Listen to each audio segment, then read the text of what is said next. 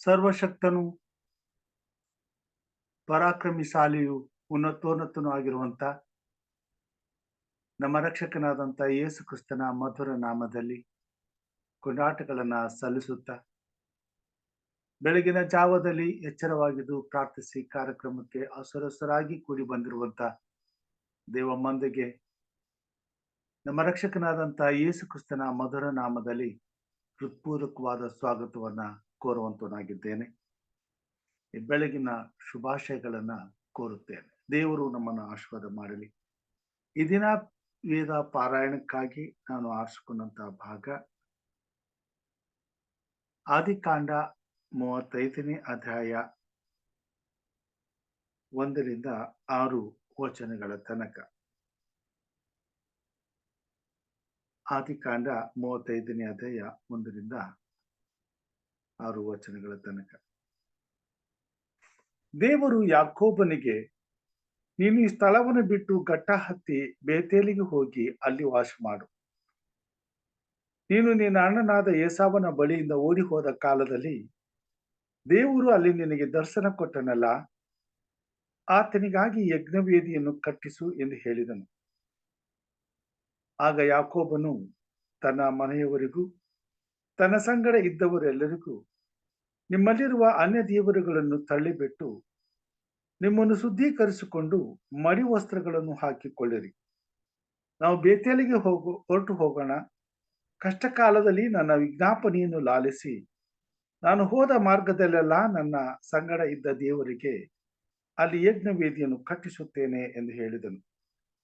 ಆಗ ದೇವರು ತಮ್ಮಲ್ಲಿದ್ದ ಎಲ್ಲ ಅನ್ಯ ದೇವರುಗಳನ್ನು, ತಮ್ಮ ಕಿವಿಗಳಲ್ಲಿದ್ದ ಮುರುವುಗಳನ್ನು ಯಾಕೋಬನಿಗೆ ಒಪ್ಪಿಸಲು ಅವನು ಅವುಗಳನ್ನು ಸಿಕೆಂ ಪಟ್ಟಣದ ಹತ್ತಿರವಿರುವ ಏಲಾ ವೃಕ್ಷದ ಬುಡದಲ್ಲಿ ಹೂಳಿಟ್ಟನು. ಆಮೇಲೆ ಅವರು ಪ್ರಯಾಣ ಮಾಡುತ್ತಿರುವಾಗ ದೇವರು ಹುಟ್ಟಿಸಿದ ಭಯವು ಸುತ್ತಮುತ್ತಣ ಊರುಗಳಲ್ಲಿ ಇದ್ದುದರಿಂದ ಆ ಊರುಗಳವರು ಯಾಕೋಬನ ಮಕ್ಕಳನ್ನು ಹಿಂದಟ್ಟಿ ಬರಲಿಲ್ಲ. ಯಾಕೋಬನು ಅವನ ಸಂಗಡ ಇದ್ದ ಜನರೆಲ್ಲರೂ ಕಾನಾನ್ ದೇಶದಲ್ಲಿರುವ ಬೇತೇಲ್ ಎಂಬ ಲೂಜಿಗೆ ಮುಟ್ಟಿದರು. ಅವನು ತನ್ನ ಅಣ್ಣನ ಬಳಿಯಿಂದ ಓಡಿ ಹೋಗಲು ದೇವರು ಅಲ್ಲೇ ಅವನಿಗೆ ಪ್ರತ್ಯಕ್ಷನಾದದ್ದರಿಂದ ಅವನು ಅಲ್ಲಿ ಯಜ್ಞವೇದಿಯನ್ನು ಕಟ್ಟಿಸಿ ಆ ಸ್ಥಳಕ್ಕೆ ಬೇತೇಲ್ ಎಂದು ಹೆಸರಿಟ್ಟನು. ದೇವರ ವಾಕ್ಯ ಭಾಗವನ್ನು ಆಶೀರ್ವಾದ ಮಾಡಲಿ. ನಮ್ಮ ಮಧ್ಯದಲ್ಲಿ ಸಹೋದರ ಡೇವಿಡ್ ಅವರಿದ್ದಾರೆ. ಅವರು ನಮ್ಮನ್ನ ಪ್ರಾರ್ಥನೆಯಲ್ಲಿ ನಡೆಸಿಕೊಡ್ಬೇಕೆಂಬುದಾಗಿ ಕೇಳ್ಕೊಳ್ತಾರೆ. ಪರಿಶುದ್ಧನು ನಮ್ಮೆಲ್ಲರ ಕುರುಬನಾದ ಪರಲೋಕದ ನಮ್ಮ ತಂದೆಯೇ, ನಿನಗೆ ಸ್ತೋತ್ರವನ್ನು ಸಲ್ಲಿಸ್ತೇನಪ್ಪ. ಈ ಒಳ್ಳೆ ದಿವಸವನ್ನು ಕೊಟ್ಟು, ನಿನ್ನ ರಾತ್ರಿಗಳ ವಿಶ್ರಾಂತಿಯನ್ನು ಕೊಟ್ಟು, ಇವತ್ತಿನ ದಿವಸದಲ್ಲಿ ನಿನ್ನ ಪಾದ ಸನ್ನಿಧಿಯಲ್ಲಿ ಯೇಸುವಿನ ನಾಮದಲ್ಲಿ ಪರಿಶುದ್ಧ ಆತ್ಮನ ಸಹಾಯದಿಂದ ನಿನ್ನ ಪಾದ ಸನ್ನಿಧಿಗೆ ನಾವು ಬಂದಿದ್ದೇವೆ ಅಪ್ಪ ತಂದೆಯೇ, ನಿನಗೆ ಸ್ತೋತ್ರ. ನಮ್ಮ ದೇವರು ನೀನು ಒಳ್ಳೆಯವನು. ನಮ್ಮ ಜೀವಿತದಲ್ಲಿ ಯಾವಾಗಲೂ ಒಳ್ಳೆಯದನ್ನೇ ಮಾಡುವ ದೇವರೇ, ನಿನಗೆ ಸ್ತೋತ್ರ. ನಮ್ಮ ಹಿತಚಿಂತಕನು, ನಮ್ಮ ಆರೋಗ್ಯದಾಯಕನು, ನಮ್ಮ ಬಂಡೆಯು, ನಮ್ಮ ಗುರಾಣಿಯು, ನಮ್ಮ ಸಹಾಯಕನು ನೀನಪ್ಪ ತಂದೆ, ನಿನಗೆ ಸ್ತೋತ್ರ. ನಾವು ನಮ್ಮನ್ನು ನಿನ್ನ ಕರಗಳಿಗೆ ಸಮರ್ಪಿಸಿದ್ದೇವೆಪ್ಪ ತಂದೆ. ನಮ್ಮ ರಕ್ಷಕನು ನೀನು ತಂದೆ, ನಿನಗೆ ಸ್ತೋತ್ರ. ಮನುಷ್ಯರಲ್ಲಿ ಯಾಕೆ ಭರವಸೆ ಇಡಬೇಕು? ಅವನು ಏನು ಮಾಡಲು ಶಕ್ತನು. ಆದರೆ ನೀನಪ್ಪ ತಂದೆ ಯಾವಾಗಲೂ ನಮ್ಮ ಜೊತೆಗಾರನಾಗಿದ್ದು, ಹೌದು, ನಮಗೋಸ್ಕರ ಚಿಂತಿಸುವಾತ ನೀನು ತಂದೆ, ನಿನಗೆ ಸ್ತೋತ್ರ. ಕೀರ್ತನೆಗಾರನು ಹೇಳುವ ಹಾಗೆ, ನನ್ನ ಸಹಾಯವು ಎಲ್ಲಿಂದ ಬರುವುದು? ಅದು ಭೂಮಿ ಆಕಾಶಗಳನ್ನು ಸೃಷ್ಟಿಸಿದ ಯೆಹೋವನಿಂದಲೇ ಅಪ್ಪ ತಂದೆ. ಅದಕ್ಕಾಗಿ ನಿನಗೆ ಸ್ತೋತ್ರವನ್ನು ಸಲ್ಲಿಸ್ತೇನೆಪ್ಪ. ಹೌದಪ್ಪ ತಂದೆ, ನಾವು ನಮ್ಮನ್ನು ನಮ್ಮ ಈ ಒಂದು ಎಚ್ಚರವಾಗಿದ್ದು ಪ್ರಾರ್ಥಿಸಿರಿ ಎಂಬ ಈ ಕೂಟದಲ್ಲಿ ನಾವು ಒಂದಾಗಿ ಸೇರಿದ್ದೇವೆ ಅಪ್ಪ ತಂದೆಯೇ. ನಮ್ಮನ್ನು ಈ ದಿವಸ ಅಪ್ಪ ತಂದೆ, ನಮ್ಮ ಜೀವಿತದಲ್ಲಿ ನಮಗೆ ಏನು ಮನ್ನವನ್ನು ಕೊಡುತ್ತೀಯೋ ನಿಮ್ಮ ಸೇವಕರ ಮುಖಾಂತರ ಅಪ್ಪ ತಂದೆ ನಮಗೆ ಒದಗಿಸಿಕೊಡು. ಸೇವಕರನ್ನು ಆಶೀರ್ವಿಸು, ಬಲಪಡಿಸು. ನಿನ್ನ ಕೃಪಾಸಿಂಹಾಸನದಿಂದ ಬರುವಂತಹ ವಾಕ್ಯಗಳಪ್ಪ ತಂದೆ, ಹೌದಪ್ಪ, ನಮ್ಮ ಜೀವಿತದಲ್ಲಿ ಕಾರ್ಯ ಮಾಡಲಿ ಅಂತ ನಿನ್ನಲ್ಲಿ ಬೇಡಿಕೊಳ್ಳುತ್ತೇನೆ ರಾಜ. ಬಂದು ಸೇರಿದಂತ ಎಲ್ಲರನ್ನು ನಜರೇತಿನ ಯೇಸು ಕ್ರಿಸ್ತರ ನಾಮದಲ್ಲಿ ವಂದಿಸುತ್ತಾ ನಾನು ಪ್ರಾರ್ಥಿಸುವನಾಗಿದ್ದೇನೆ. ಹೌದಪ್ಪ ತಂದೆ, ಇವತ್ತಿನ ದಿವಸ ವಿಶೇಷವಾಗಿ ನಮ್ಮನ್ನು ನಡೆಸು. ಇವತ್ತಿನ ದಿವಸದಲ್ಲಿ ನಿನ್ನ ಮಹತ್ ಕಾರ್ಯಗಳನ್ನು ನೋಡುವಾಗಿ ನೀನು ನಡೆಸಬೇಕೆಂತ ನಿನ್ನಲ್ಲಿ ಬೇಡಿಕೊಳ್ಳುತ್ತೇನೆ ರಾಜ. ನಿನಗೆ ಸ್ತೋತ್ರ, ನಿನಗೆ ಮಹಿಮೆ, ನಿನಗೆ ಆರಾಧನೆ. ಎಲ್ಲವನ್ನು ನಿನ್ನ ಕರೆಗಳಿಗೆ ಸಮರ್ಪಿಸ್ತೇನಪ್ಪ ತಂದೆ. ಎಲ್ಲ ಘನಮಾನ ಮಹಿಮೆಯನ್ನು ಸ್ತುತಿ ಸ್ತೋತ್ರವನ್ನಪ್ಪ ತಂದೆ ನಿನಗೆ ಒಬ್ಬನಿಗೆ ಸಲ್ಲಿಸ್ತೇನೆ. ನಮ್ಮ ರಕ್ಷಕನ ಒಡೆಯರಾದ ಯೇಸುವಿನ ನಾಮದಲ್ಲಿ ಬೇಡಿದ್ದೇನೆ ತಂದೆ, ಆಮೇನ್. ಆಮೇನ್. ಈ ಸಮಯದಲ್ಲಿ ಒಂದು ವಿಶೇಷ ಗೀತೆಯನ್ನ ಸಹೋದರಿ ಆನೆ ಅವರ ಮುಖಾಂತರವಾಗಿ ನಾವು ಕೇಳೋಣ.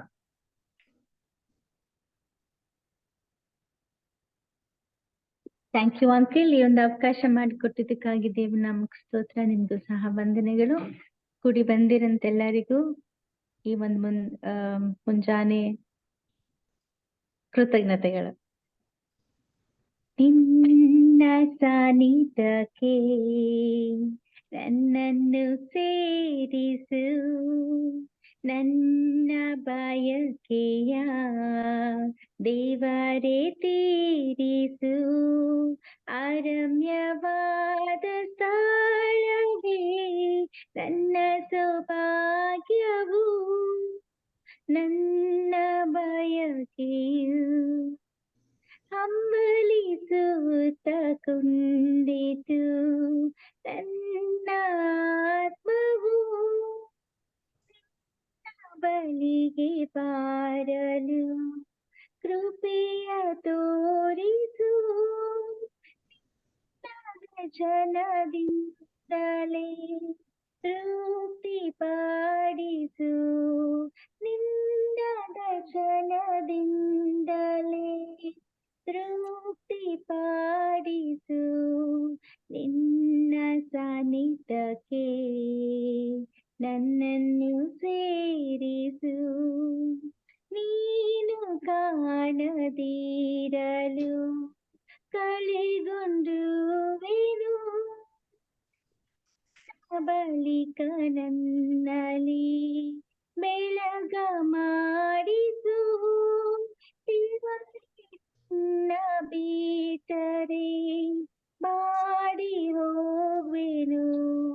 ದೇವರೇ ನಿನ್ನ ಬಿಟ್ಟರೆ ಬಾಡಿ ಹೋಗುವೆನು. ನಿನ್ನ ಸಾನ್ನಿಧ್ಯಕ್ಕೆ ನನ್ನನ್ನು ಸೇರಿಸು, ನನ್ನ ಕೆಲಸದಲ್ಲಿಯೂ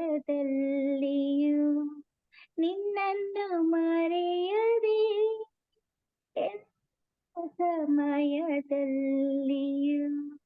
ನಿನ್ನಲ್ಲಿ ಇರಲು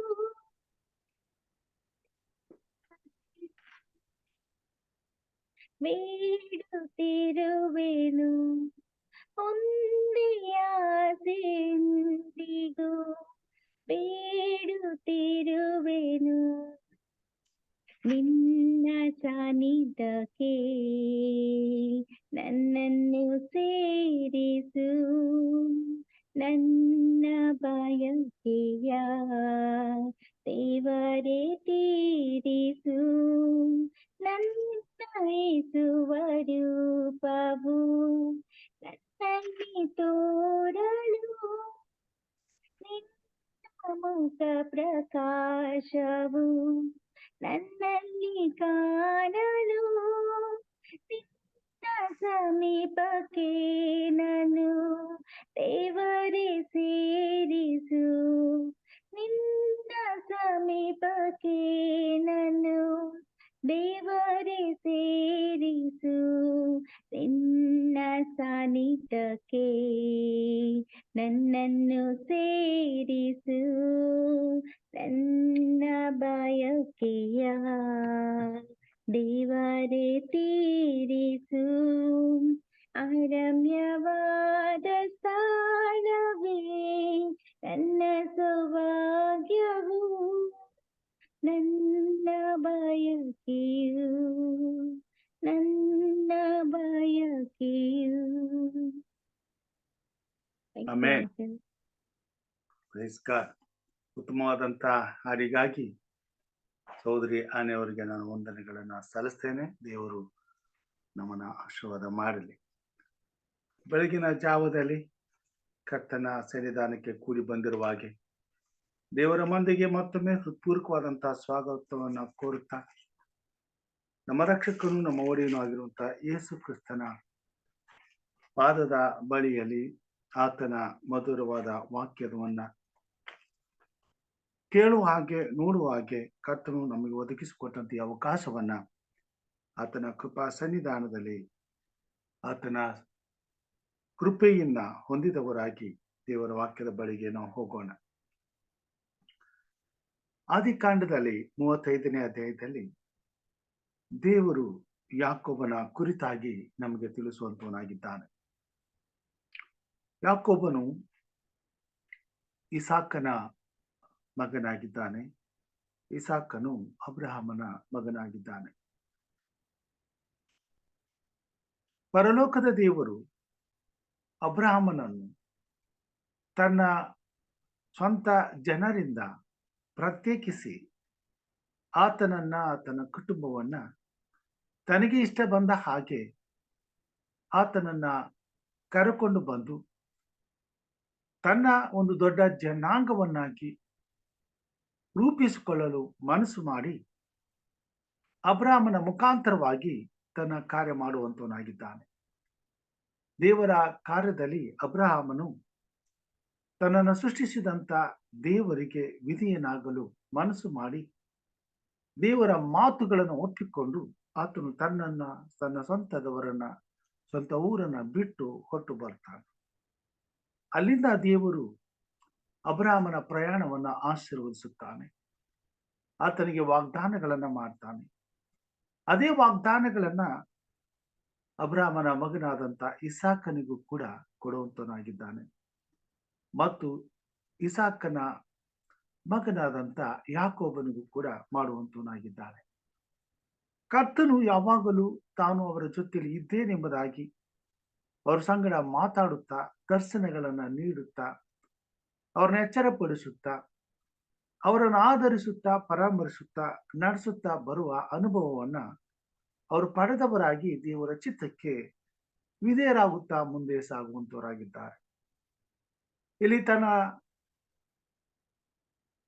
ಮಾವನ ಮನೆಯನ್ನ ಬಿಟ್ಟು ಹಿಂದಕ್ಕೆ ಬಂದು ತಂದೆಯ ಮನೆಯಲ್ಲಿ ತಂದೆಯ ವಾಸವಾಗಿದ್ದಂತ ದೇಶದಲ್ಲಿ ವಾಸವಾಗುವಾಗ ಯಾಕೋಬನಿಗೆ ದೇವರು ಮತ್ತೆ ಆತನನ್ನ ಎಚ್ಚರಪಡಿಸುವಂತವನಾಗಿದ್ದಾನೆ. ಯಾಕೋಬನು ತಾನು ತನ್ನ ತಂದೆಯ ಮನೆಯನ್ನ ಬಿಟ್ಟು ಹೋಗುವಾಗ ವಾಗ್ದಾನ ಮಾಡಿದ್ದಾನೆ. ನಾನು ಹೋದಲ್ಲೆಲ್ಲ ನನ್ನ ಜೊತೆಯಲ್ಲಿದ್ದು ನನ್ನನ್ನು ಆಶೀರ್ವದಿಸುವುದಾದರೆ ನಾನು ಇಲ್ಲೇ ನಿನಗೊಂದು ಯಜ್ಞವೇದಿಯನ್ನ ಕಟ್ಟಿಸುತ್ತೇನೆ ಎಂಬುದಾಗಿ, ನಿನ್ನನ್ನು ಆರಾಧಿಸುತ್ತೇನೆ ಎಂಬುದಾಗಿ ದೇವರು ಅದೇ ಸ್ಥಳಕ್ಕೆ ಮತ್ತೆ ಅವನನ್ನ ಕರ್ಕೊಂಡು ಬರ್ತಾನೆ. ಅಲ್ಲಿ ಕರ್ಕೊಂಡು ಬಂದು ಅಲ್ಲಿ ಆತನು ವಾಸ ಮಾಡುವಾಗ ದೇವರು ಅವನಿಗೆ ದರ್ಶನ ಕೊಟ್ಟು ಮಾತುಗಳನ್ನು ಹೇಳ್ತಾನೆ. ದೇವರು ಯಾಕೋಬನಿಗೆ, ನೀನು ಈ ಸ್ಥಳವನ್ನು ಬಿಟ್ಟು ಗಟ್ಟ ಹತ್ತಿ ಬೇತೇಲಿಗೆ ಹೋಗಿ ಅಲ್ಲೇ ವಾಸ ಮಾಡು. ನೀನು ನಿನ್ನ ಅಣ್ಣನಾದ ಏಸಾವನ ಬಳಿಯಿಂದ ಓಡಿ ಹೋದ ಕಾಲದಲ್ಲಿ ದೇವರು ಅಲ್ಲಿ ನಿನಗೆ ದರ್ಶನ ಕೊಟ್ಟನಲ್ಲ, ಆತನಿಗಾಗಿ ಯಜ್ಞವೇದಿಯನ್ನು ಕಟ್ಟಿಸು ಎಂದು ಹೇಳಿದನು. ಆಗ ಯಾಕೋಬನು ತನ್ನ ಮನೆಯವರೆಲ್ಲರಿಗೂ ತನ್ನ ಸಂಗಡ ಇದ್ದವರೆಲ್ಲರಿಗೂ, ನಿಮ್ಮಲ್ಲಿರುವ ಅನ್ಯ ದೇವರುಗಳನ್ನು ತಳ್ಳಿಬಿಟ್ಟು ನಿಮ್ಮನ್ನು ಶುದ್ಧೀಕರಿಸಿಕೊಂಡು ಮಡಿ ವಸ್ತ್ರಗಳನ್ನು ಹಾಕಿಕೊಳ್ಳಿರಿ. ನಾವು ಬೇತೇಲಿಗೆ ಹೊರಟು ಹೋಗೋಣ. ಕಷ್ಟ ಕಾಲದಲ್ಲಿ ನನ್ನ ವಿಜ್ಞಾಪನೆಯನ್ನು ಲಾಲಿಸಿ ನಾನು ಹೋದ ಮಾರ್ಗದಲ್ಲೆಲ್ಲ ನನ್ನ ಸಂಗಡ ಇದ್ದ ದೇವರಿಗೆ ಅಲ್ಲಿ ಯಜ್ಞವೇದಿಯನ್ನು ಕಟ್ಟಿಸುತ್ತೇನೆ ಎಂದು ಹೇಳಿದನು. ತನ್ನ ಸೇವಕನಾದ ಯಾಕೋಬನಿಗೆ ದೇವರು ದರ್ಶನ ಕೊಟ್ಟು ಆತನು ಮರೆತು ಹೋದಂತ ವಿಷಯವನ್ನ ಜ್ಞಾಪಿಸುತ್ತಾನೆ. ನೀನು ಹೊರಟು ಹೋಗು, ಗಟ್ಟ ಹತ್ತಿ ಬೇತೇಲಿಗೆ ಹೋಗು, ಅಲ್ಲಿ ವಾಸ ಮಾಡು. ಅಲ್ಲಿ ನಾನು ನಿನಗೆ ದರ್ಶನ ಕೊಟ್ಟನಲ್ಲ, ಅಲ್ಲಿ ನನಗೊಂದು ಯಜ್ಞವೇದಿಯನ್ನ ನೀನು ಕಟ್ಟಿಸು. ದೇವರು ಆರಿಸಿಕೊಂಡಂತ ಮಕ್ಕಳಿಗೆ ದೇವರು ಯಾವತ್ತೂ ಕೂಡ ಹತ್ತಿರವಾಗಿದ್ದಾನೆ ಮತ್ತು ಅವರನ್ನ ಯಾವತ್ತೂ ಕೂಡ ಎಚ್ಚರಪಡಿಸುತ್ತಾ ತನ್ನ ನೀತಿಗನುಸಾರವಾಗಿ ನಡೆಸುವಂತವನಾಗಿದ್ದಾನೆ. ದೇವರ ಮಕ್ಕಳಾದಂತ ನಾವು ಅನೇಕ ಸಾರಿ ದೇವರ ಕಾರ್ಯಗಳನ್ನ ಮರೆಯಬಹುದು. ದೇವರ ಮಾರ್ಗಗಳನ್ನ ತೊರೆಯಬಹುದು. ದೇವರ ಸನ್ನಿಧಿಯನ್ನ ಬಿಟ್ಟು ಓಡಿ ಹೋಗಬಹುದು, ಅಥವಾ ದೇವರಿಂದ ದೂರಾಗಿ ಬದುಕುತ್ತಿರಬಹುದು. ಏನೇ ಆದರೂ ನಮ್ಮನ್ನ ಪ್ರೀತಿಸುವಂತ ದೇವರು ನಮ್ಮನ್ನ ಆರಿಸಿಕೊಂಡಿರುವುದರಿಂದ, ನಮ್ಮನ್ನ ಕರೆದಿದ್ದರಿಂದ ಆತನು ನಮ್ಮನ್ನ ತೊರೆಯುವುದಿಲ್ಲ, ಕೈ ಬಿಡುವುದಿಲ್ಲ. ನಾವು ದೂರ ಹೋದಷ್ಟು ಆತನು ನಮಗೆ ಹತ್ತಿರವಾಗಿ ಇದ್ದು ತಕ್ಕ ಕಾಲದಲ್ಲಿ ನಮ್ಮನ್ನ ಎಚ್ಚರಪಡಿಸಿ ನಾವು ಮಾಡಬೇಕಾದಂತ ಕಾರ್ಯಗಳನ್ನ ಮತ್ತೆ ನಮ್ಮ ನೆನಪಿಗೆ ತರುವಂತವನಾಗಿದ್ದಾನೆ. ದೇವರಿಗೂ ನಮಗೂ ಆದಂತ ಒಡಂಬಡಿಕೆಗಳನ್ನ ಜ್ಞಾಪಕ ಪಡಿಸುತ್ತಾನೆ, ತನ್ನ ಮಾರ್ಗಗಳನ್ನ ತಿಳಿಯಪಡಿಸುತ್ತಾನೆ, ನಮಗೆ ಮತ್ತೆ ತನ್ನ ದರ್ಶನವನ್ನ ಕೊಡುವಂತವನಾಗಿದ್ದಾನೆ. ಪ್ರಿಯ ಸಹೋದರ ಸಹೋದರಿಯರೇ, ಯಾಕೋಬನು ತನ್ನ ಜೀವಿತ ಕಾಲದಲ್ಲಿ ಅನೇಕ ಹೋರಾಟವನ್ನ ಮಾಡ್ತಾನೆ. ಈ ಹೋರಾಟದಲ್ಲಿ ಆತನು ದೇವರಿಗೆ ಮಾಡಿದಂತ ವಾಗ್ದಾನವನ್ನ ಮರ್ತು ಬಿಟ್ಟಿದ್ದ. ಅಂತ ಸಮಯದಲ್ಲಿ ದೇವರು ಆತನಿಗೆ ದರ್ಶನ ಕೊಟ್ಟು ಆತನನ್ನು ಎಚ್ಚರಪಡಿಸ್ತಾನೆ. ಹೇಳು, ನೀನು ಹೋಗು, ನೀನು ಎಲ್ಲಿ ನನಗೆ ಮಾತು ಕೊಟ್ಟೆ ಅಲ್ಲೇ ನೀನು ಇದ್ದು ನೀನು ನನಗೆ ಕೊಟ್ಟ ಮಾತನ್ನ ನೀನು ನೆರವೇರಿಸು, ನಾನು ನಿನ್ನ ಸಂಗಡ ಇರ್ತೇನೆ ಎಂಬುದಾಗಿ. ಹೌದು, ನಮ್ಮನ್ನು ಎಚ್ಚರಪಡಿಸ್ತಾನೆ, ನಮಗೂ ಮುಂದಿನ ಮಾರ್ಗಗಳನ್ನ ತಿಳಿಸ್ತಾನೆ ಮತ್ತು ನಮ್ಮನ್ನ ದೇವರು ಆಶೀರ್ವದಿಸಲು ಆತನು ಸದಾಕಾಲ ನಮ್ಮ ಬಳಿಯಲ್ಲಿ ಎಚ್ಚರವಾಗಿದ್ದಾನೆ. ಯಾಕೋಬನಿಗೆ ಮಾತುಗಳನ್ನ ಹೇಳ್ತಾನೆ, ಹೋಗು, ನನಗೋಸ್ಕರ ಒಂದು ಯಜ್ಞವೇದಿಯನ್ನ ಕಟ್ಟಿಸು.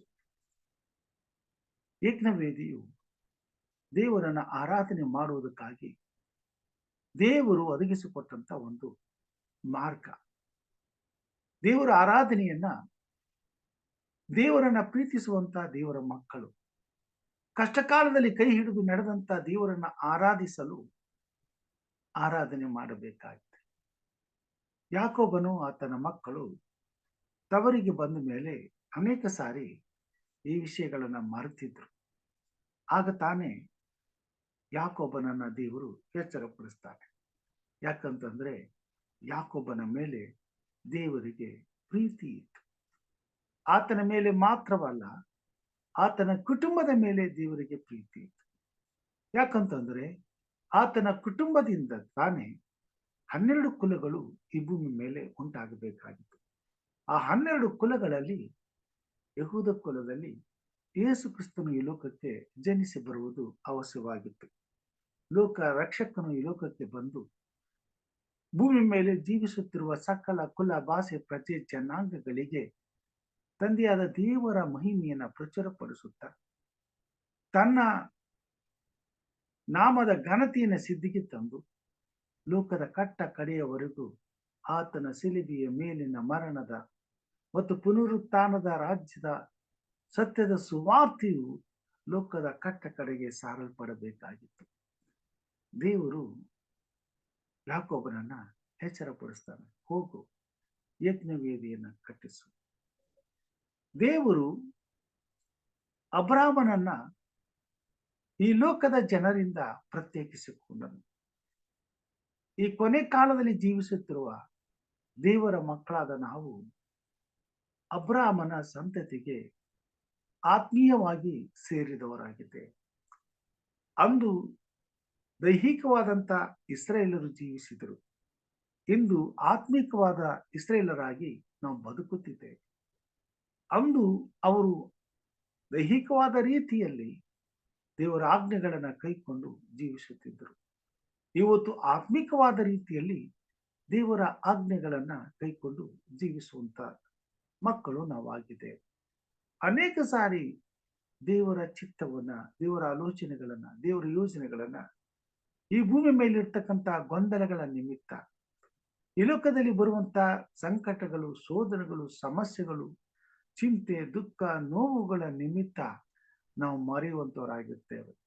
ಅಂತ ಸಮಯದಲ್ಲಿ ತಾನೇ ಕರ್ತನು ಮತ್ತೆ ನಮಗೆ ದರ್ಶನವನ್ನು ಕೊಡ್ತಾನೆ, ನಮ್ಮನ್ನ ಎದುರುಗೊಳ್ತಾನೆ, ನಮ್ಮ ಜೊತೆಗೆ ಮಾತನಾಡ್ತಾನೆ, ಮತ್ತೆ ನಮ್ಮನ್ನ ಎಚ್ಚರಪಡಿಸ್ತಾನೆ. ಹೇಳು, ಈ ಸ್ಥಳದಲ್ಲಿ ನೀನು ಇರಬೇಡ, ಇದು ನೀನು ನನ್ನನ್ನು ಮರೆತಿರುವಂತ ಸ್ಥಳ. ನೀನು ಬೆತ್ತೇಲಿಗೂ ಹೋಗು. ಅಂದ್ರೆ ನೀನು ಹಿಂದೆ ಏನ್ ನನಗೆ ವಾಗ್ದಾನ ಮಾಡಿದ್ದೆ, ಯಾವ ರೀತಿಯಲ್ಲಿ ನೀನು ನನ್ನನ್ನು ಆರಾಧಿಸ್ತಿದ್ದೆ, ಯಾವ ರೀತಿಯಲ್ಲಿ ನನ್ನನ್ನು ಪ್ರೀತಿಸುತ್ತಿದ್ದೆ, ಹೇಗೆ ನೀನು ನನ್ನನ್ನ ನಂಬಿಕೊಂಡು ನನ್ನನ್ನು ಆತುಕೊಂಡು ಬದುಕುತ್ತಿದ್ದೆ, ನೆನಪು ಮಾಡಿಕೊ. ನೀನು ನನಗೆ ಮಾಡಿದಂತ ವಾಗ್ದಾನವನ್ನ ನೀನು ನೆರವೇರಿಸು. ನನಗೆ ಯಜ್ಞವೇದಿಯನ್ನ ಕಟ್ಟಿಸು. ಪ್ರಿಯ ಸಹೋದರ ಸಹೋದರಿಯರೇ, ದೇವರ ಮಕ್ಕಳಿಂದ ದೇವರು ಬಯಸ್ತಕ್ಕಂಥದ್ದು ಕೇವಲ ಆರಾಧನೆ. ಅನೇಕರು ಇವತ್ತು ದೇವರ ಆರಾಧನೆಯನ್ನ ಮರೆತು ಬಿಟ್ಟಿದ್ದೇವೆ. ದೇವರ ಆರಾಧನೆಗಳನ್ನ ಮರೆತು ನಮ್ಮ ಸ್ವಂತ ಕಾರ್ಯಗಳಲ್ಲಿ, ನಮ್ಮ ಸ್ವಂತ ಆಲೋಚನೆಗಳಲ್ಲಿ, ಅಥವಾ ನಮ್ಮ ಇನ್ಯಾವುದೋ ಹಿತಕರವಾದಂತ ಈ ಲೋಕಕ್ಕೆ ಸಂಬಂಧಪಟ್ಟಂತ ಕಾರ್ಯಗಳಲ್ಲಿ ನಾವು ಮುಳುಗಿ ಹೋಗಿರ್ತೇವೆ.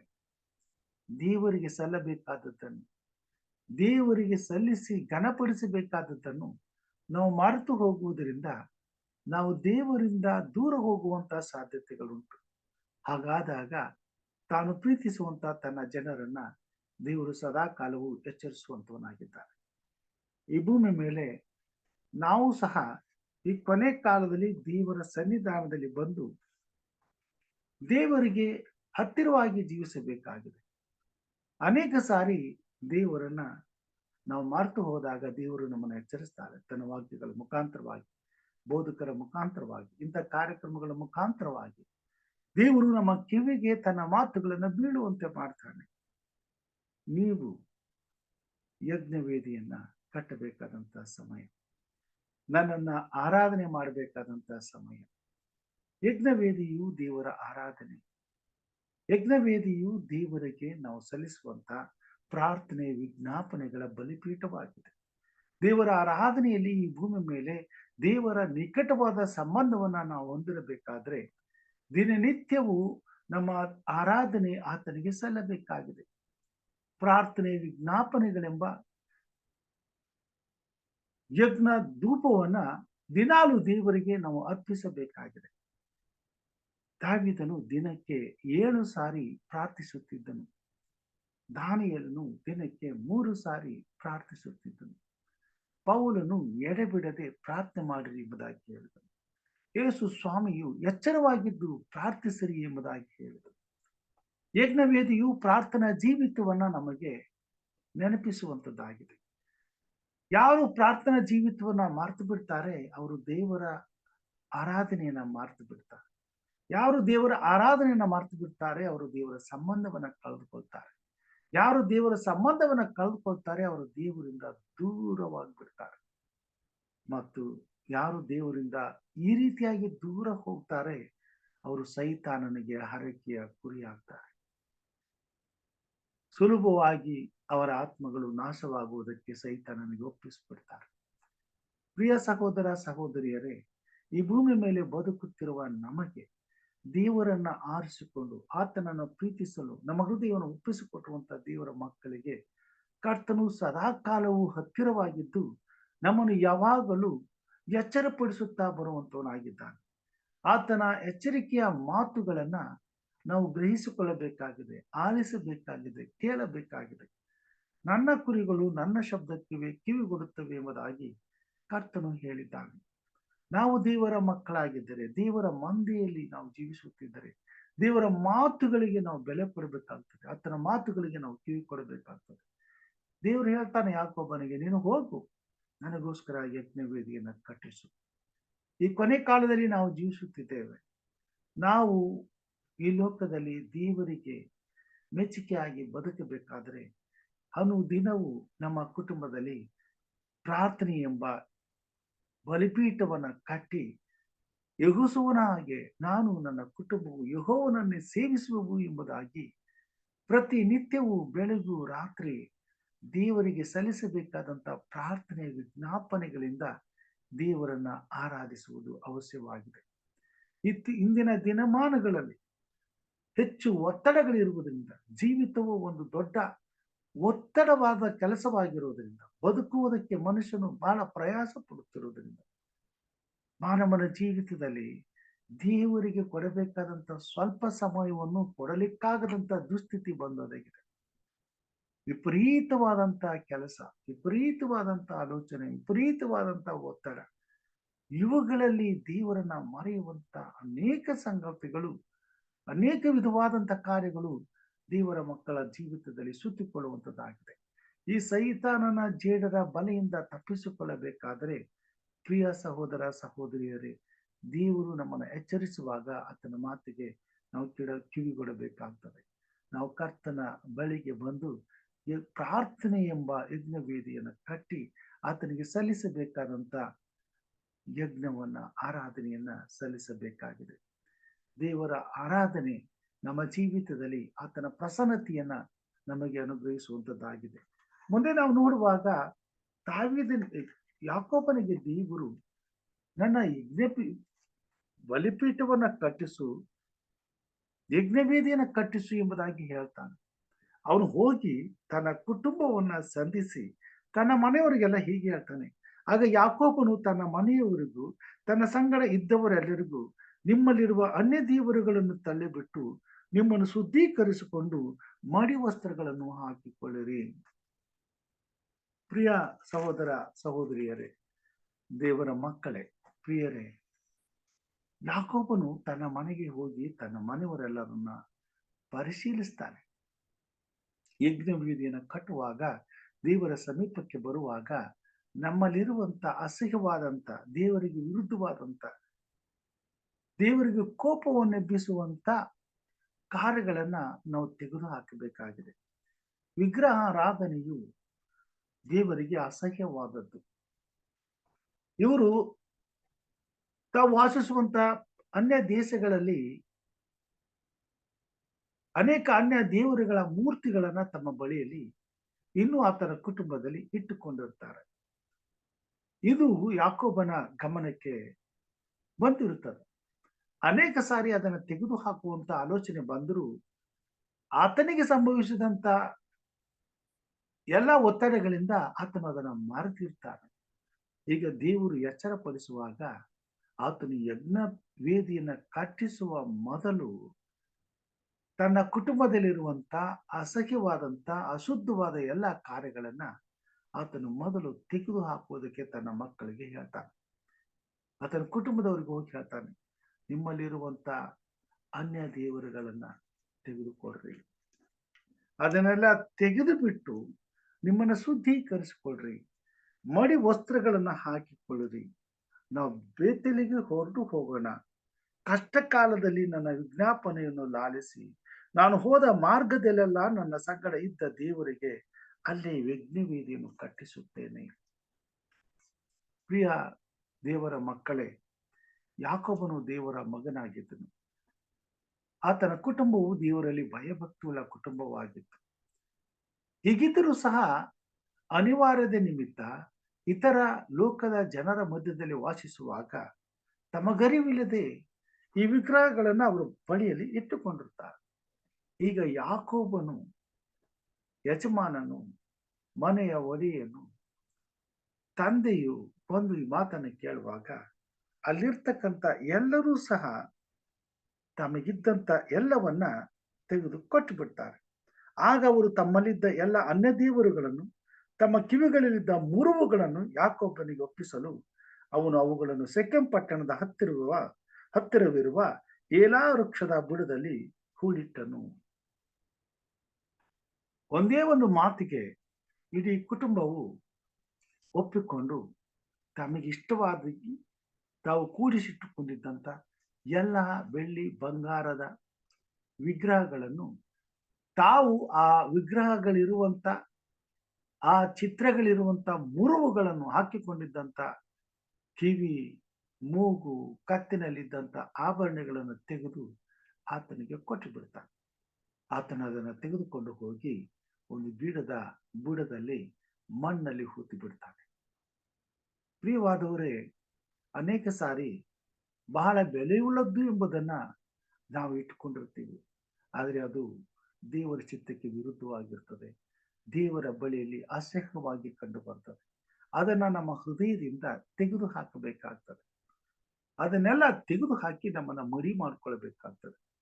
ದೇವರ ಪರಿಶುದ್ಧತೆ ಎಂಬ ಮಡಿ ವಸ್ತ್ರವನ್ನ ನಾವು ಧರಿಸಿಕೊಳ್ಳಬೇಕಾದ್ರೆ ದೇವರಿಗೆ ಇಷ್ಟವಿಲ್ಲದಂತ ಎಲ್ಲ ಅಸಹ್ಯವಾದ ಕಾರ್ಯಗಳನ್ನ ನಾವು ತೆಗೆದು ಬಿಡಬೇಕಾಗ್ತದೆ. ಅದಕ್ಕಾಗಿ ತಂದೆಯಾದ ದೇವರನ್ನ ಗೌರವಿಸಿದರೆ ಮಾತ್ರ ಅದು ಸಾಧ್ಯ. ತಮ್ಮ ತಂದೆಯಾದಂತ ಯಾಕೋಬನನ್ನ ಆತನ ಮಕ್ಕಳು ಪ್ರೀತಿಸಿದ್ದರಿಂದ ಅವರೆಲ್ಲರೂ ತಮ್ಮಲ್ಲಿದ್ದಂತ ಎಲ್ಲ ಅನ್ಯ ದೇವತೆಗಳ ವಿಗ್ರಹಗಳನ್ನ ತೆಗೆದು ಆತನಿಗೆ ಕೊಟ್ಟು ಬಿಡ್ತಾರೆ. ಜೊತೆಗೆ ತಾವು ಹಾಕೊಂಡಿದ್ದಂತ ಆಭರಣಗಳನ್ನು ತೆಗೆದುಕೊಟ್ಟು ಬಿಡ್ತಾರೆ. ಸಂಪೂರ್ಣವಾಗಿ ಅವರು ಶುದ್ಧತೆಯನ್ನ ಮಾಡಿಕೊಳ್ತಕ್ಕಂಥವರಾಗಿದ್ದಾರೆ. ದೇವರ ಮಾತಿಗೆ ನಾವು ಬೆಲೆ ಕೊಡುವುದಾದ್ರೆ ಈ ರೀತಿಯಾದಂತಹ ವಿಧೇಯತ್ವವನ್ನ ನಾವು ಅನುಭವಿಸ್ತೇವೆ. ದೇವರ ಮಾತನ್ನ ನಾವು ಗೌರವಿಸುವುದಾದ್ರೆ ಈ ಭೂಮಿ ಮೇಲೆ ದೇವರ ಯೋಜನೆಗಾಗಿ ನಮಗಿಷ್ಟವಾದಂತಹ ಎಂತಹ ಬೆಲೆ ಬಾಳುವ ವಸ್ತುವನ್ನಾದರೂ ನಾವು ತಿರಸ್ಕರಿಸಿ ತ್ಯಜಿಸಿ ಅವುಗಳನ್ನ ತ್ಯಾಗ ಮಾಡಿ ನಾವು ದೇವರ ಚಿತ್ತಕ್ಕೆ ವಿಧೇಯರಾಗ್ತೇವೆ. ಅಲ್ಲಿ ಒಂದು ದೊಡ್ಡ ನಷ್ಟವಾಗ್ತದೆ. ಬೆಳ್ಳಿ ಬಂಗಾರವನ್ನೆಲ್ಲ ಮಣ್ಣಲ್ಲಿ ಹಾಕಿ ಕೂತು ಬಿಡ್ತಾರೆ. ಹಾಗೆಯೇ ದೇವರ ಚಿತ್ತವನ್ನು ನೆರವೇರಿಸುವಾಗ ಈ ಭೂಮಿ ಮೇಲೆ ಅನೇಕ ನಷ್ಟಗಳನ್ನ ನಾವು ಎದುರಿಸಬೇಕಾಗ್ತದೆ. ದೇವರಿಗಿಂತ ಮಿಗಿಲಾದದ್ದು ಈ ಭೂಮಿ ಮೇಲೆ ಬೇರೆ ಯಾವುದು ದೇವರ ಮಕ್ಕಳ ಜೀವಿತದಲ್ಲಿ ಇರಬಾರದು. ಆತನು ಹೋಗ್ರಿ ಶುದ್ಧ ಮಾಡಿಕೊಡ್ರಿ ಎಂಬುದಾಗಿ ಹೇಳುವಾಗ ತನ್ನ ಮನೆಯವರೆಲ್ಲರೂ ಶುದ್ಧ ಮಾಡ್ಕೊಳ್ತಾರೆ. ಅಲ್ಲಿಂದ ಅವರು ಪ್ರಯಾಣವನ್ನ ಬೆಳೆಸ್ತಾರೆ. ಅಲ್ಲಿ ಯಾಕೋಬನಿಗೆ ದೇವರು ದರ್ಶನ ಕೊಟ್ಟು ಈ ಮಾತನ್ನ ಹೇಳ್ತಾನೆ 9ನೇ ವಚನದಲ್ಲಿ. ಯಾಕೋಬನು ಪದ್ದಾನ್ ಅರಾಮನಿಂದ ಬಂದಾಗ ದೇವರು ತಿರುಗಿ ಅವನಿಗೆ ದರ್ಶನ ಕೊಟ್ಟು ಅವನನ್ನು ಆಶೀರ್ವದಿಸಿದನು. ದೇವರು ಅವನಿಗೆ, ನಿನ್ನ ಹೆಸರು ಯಾಕೋಬನಲ್ಲವೇ? ಇನ್ನು ಮೇಲೆ ನೀನು ಯಾಕೋಬನ್ ಎನಿಸಿಕೊಳ್ಳದೆ ಇಸ್ರಾಯೇಲ್ ನೆನೆಸಿಕೊಳ್ಳುವಿ, ಇಸ್ರಾಯೇಲನು ನೆನೆಸಿಕೊಳ್ಳಬೇಕು ಎಂದು ಹೇಳಿ ಅವನಿಗೆ ಇಸ್ರಾಯೇಲ ಎಂದು ಹೆಸರಿಟ್ಟನು. ಇದಲ್ಲದೆ ನಾನು ಸರ್ವಶಕ್ತನಾದ ದೇವರು, ನೀನು ಬಹು ಸಂತಾನ ಉಳ್ಳವನಾಗಿ ಹೆಚ್ಚು, ನಿನ್ನಿಂದ ಜನಾಂಗ ಉಂಟಾಗುವುದು, ಅನೇಕ ಜನಾಂಗಗಳು ಅರಸರು ನಿನ್ನಿಂದ ಹುಟ್ಟುವರು. ನಾನು ಅಬ್ರಹಾಮ ಇಸಾಕರಿಗೆ ವಾಗ್ದಾನ ಮಾಡಿದ ದೇಶವನ್ನು ನಿನಗೂ ನಿನ್ನ ತರುವಾಯ ಬರುವ ನಿನ್ನ ಸಂತತಿಗೂ ಕೊಡುವೆನು ಎಂದು ಹೇಳಿ ತಾನು ಅವನ ಸಂಗಡ ಮಾತಾಡಿದ ಸ್ಥಳದಿಂದ ಮೇಲಕ್ಕೇರಿ ಹೋದನು. ಯಾಕೋಬನು ತನ್ನ ಸಂಗಡ ದೇವರು ಮಾತಾಡಿದ ಸ್ಥಳದಲ್ಲಿ ಕಲ್ಲಿನ ಕಂಬವನ್ನು ನಿಲ್ಲಿಸಿ ಅದರ ಮೇಲೆ ಪಾನಾಭಿಷೇಕ ಮಾಡಿ ಎಣ್ಣೆ ಹೊಯ್ದನು. ಅವನು ತನ್ನ ಸಂಗಡ ದೇವರು ಮಾತಾಡಿದ ಸ್ಥಳಕ್ಕೆ ಬೇತೇಲ್ ಎಂದು ಹೆಸರಿಟ್ಟನು. ಬೇತೇಲಲ್ಲಿ ಬಂದು ಉಳಿದುಕೊಂಡು ಯಜ್ಞವೇದಿಯನ್ನು ಕಟ್ಟಿಸಿ ದೇವರನ್ನ ಘನಪಡಿಸುವಾಗ ದೇವರು ಆತನನ್ನ ಮೆಚ್ಚಿ ಮತ್ತೆ ತನ್ನ ವಾಗ್ದಾನಗಳನ್ನ ಆತನಿಗೆ ದೃಢಪಡಿಸುವಂತ ಮಾತುಗಳನ್ನ ಹೇಳುವಂತವನಾಗಿದ್ದಾನೆ. ದೇವರಿಗೆ ಮೆಚ್ಚುಗೆಯಾಗಲಾರದಂತ ವಿಷಯಗಳು ಇವತ್ತಿನ ದಿನಮಾನಗಳಲ್ಲಿ ಕ್ರೈಸ್ತ ಜಗತ್ತಿನಲ್ಲಿ ತುಂಬಿ ತುಳುಕುತ್ತಿರುವುದನ್ನ ನಾವು ನೋಡುವಂತರಾಗಿದ್ದೇವೆ. ಕರ್ತನು ದೇವರ ಮಕ್ಕಳನ್ನ ಯಾಕೋಬನನ್ನ ಪ್ರೀತಿಸಿದ ಹಾಗೆ ಇನ್ನೂ ಪ್ರೀತಿಸುವವನಾಗಿದ್ದಾನೆ.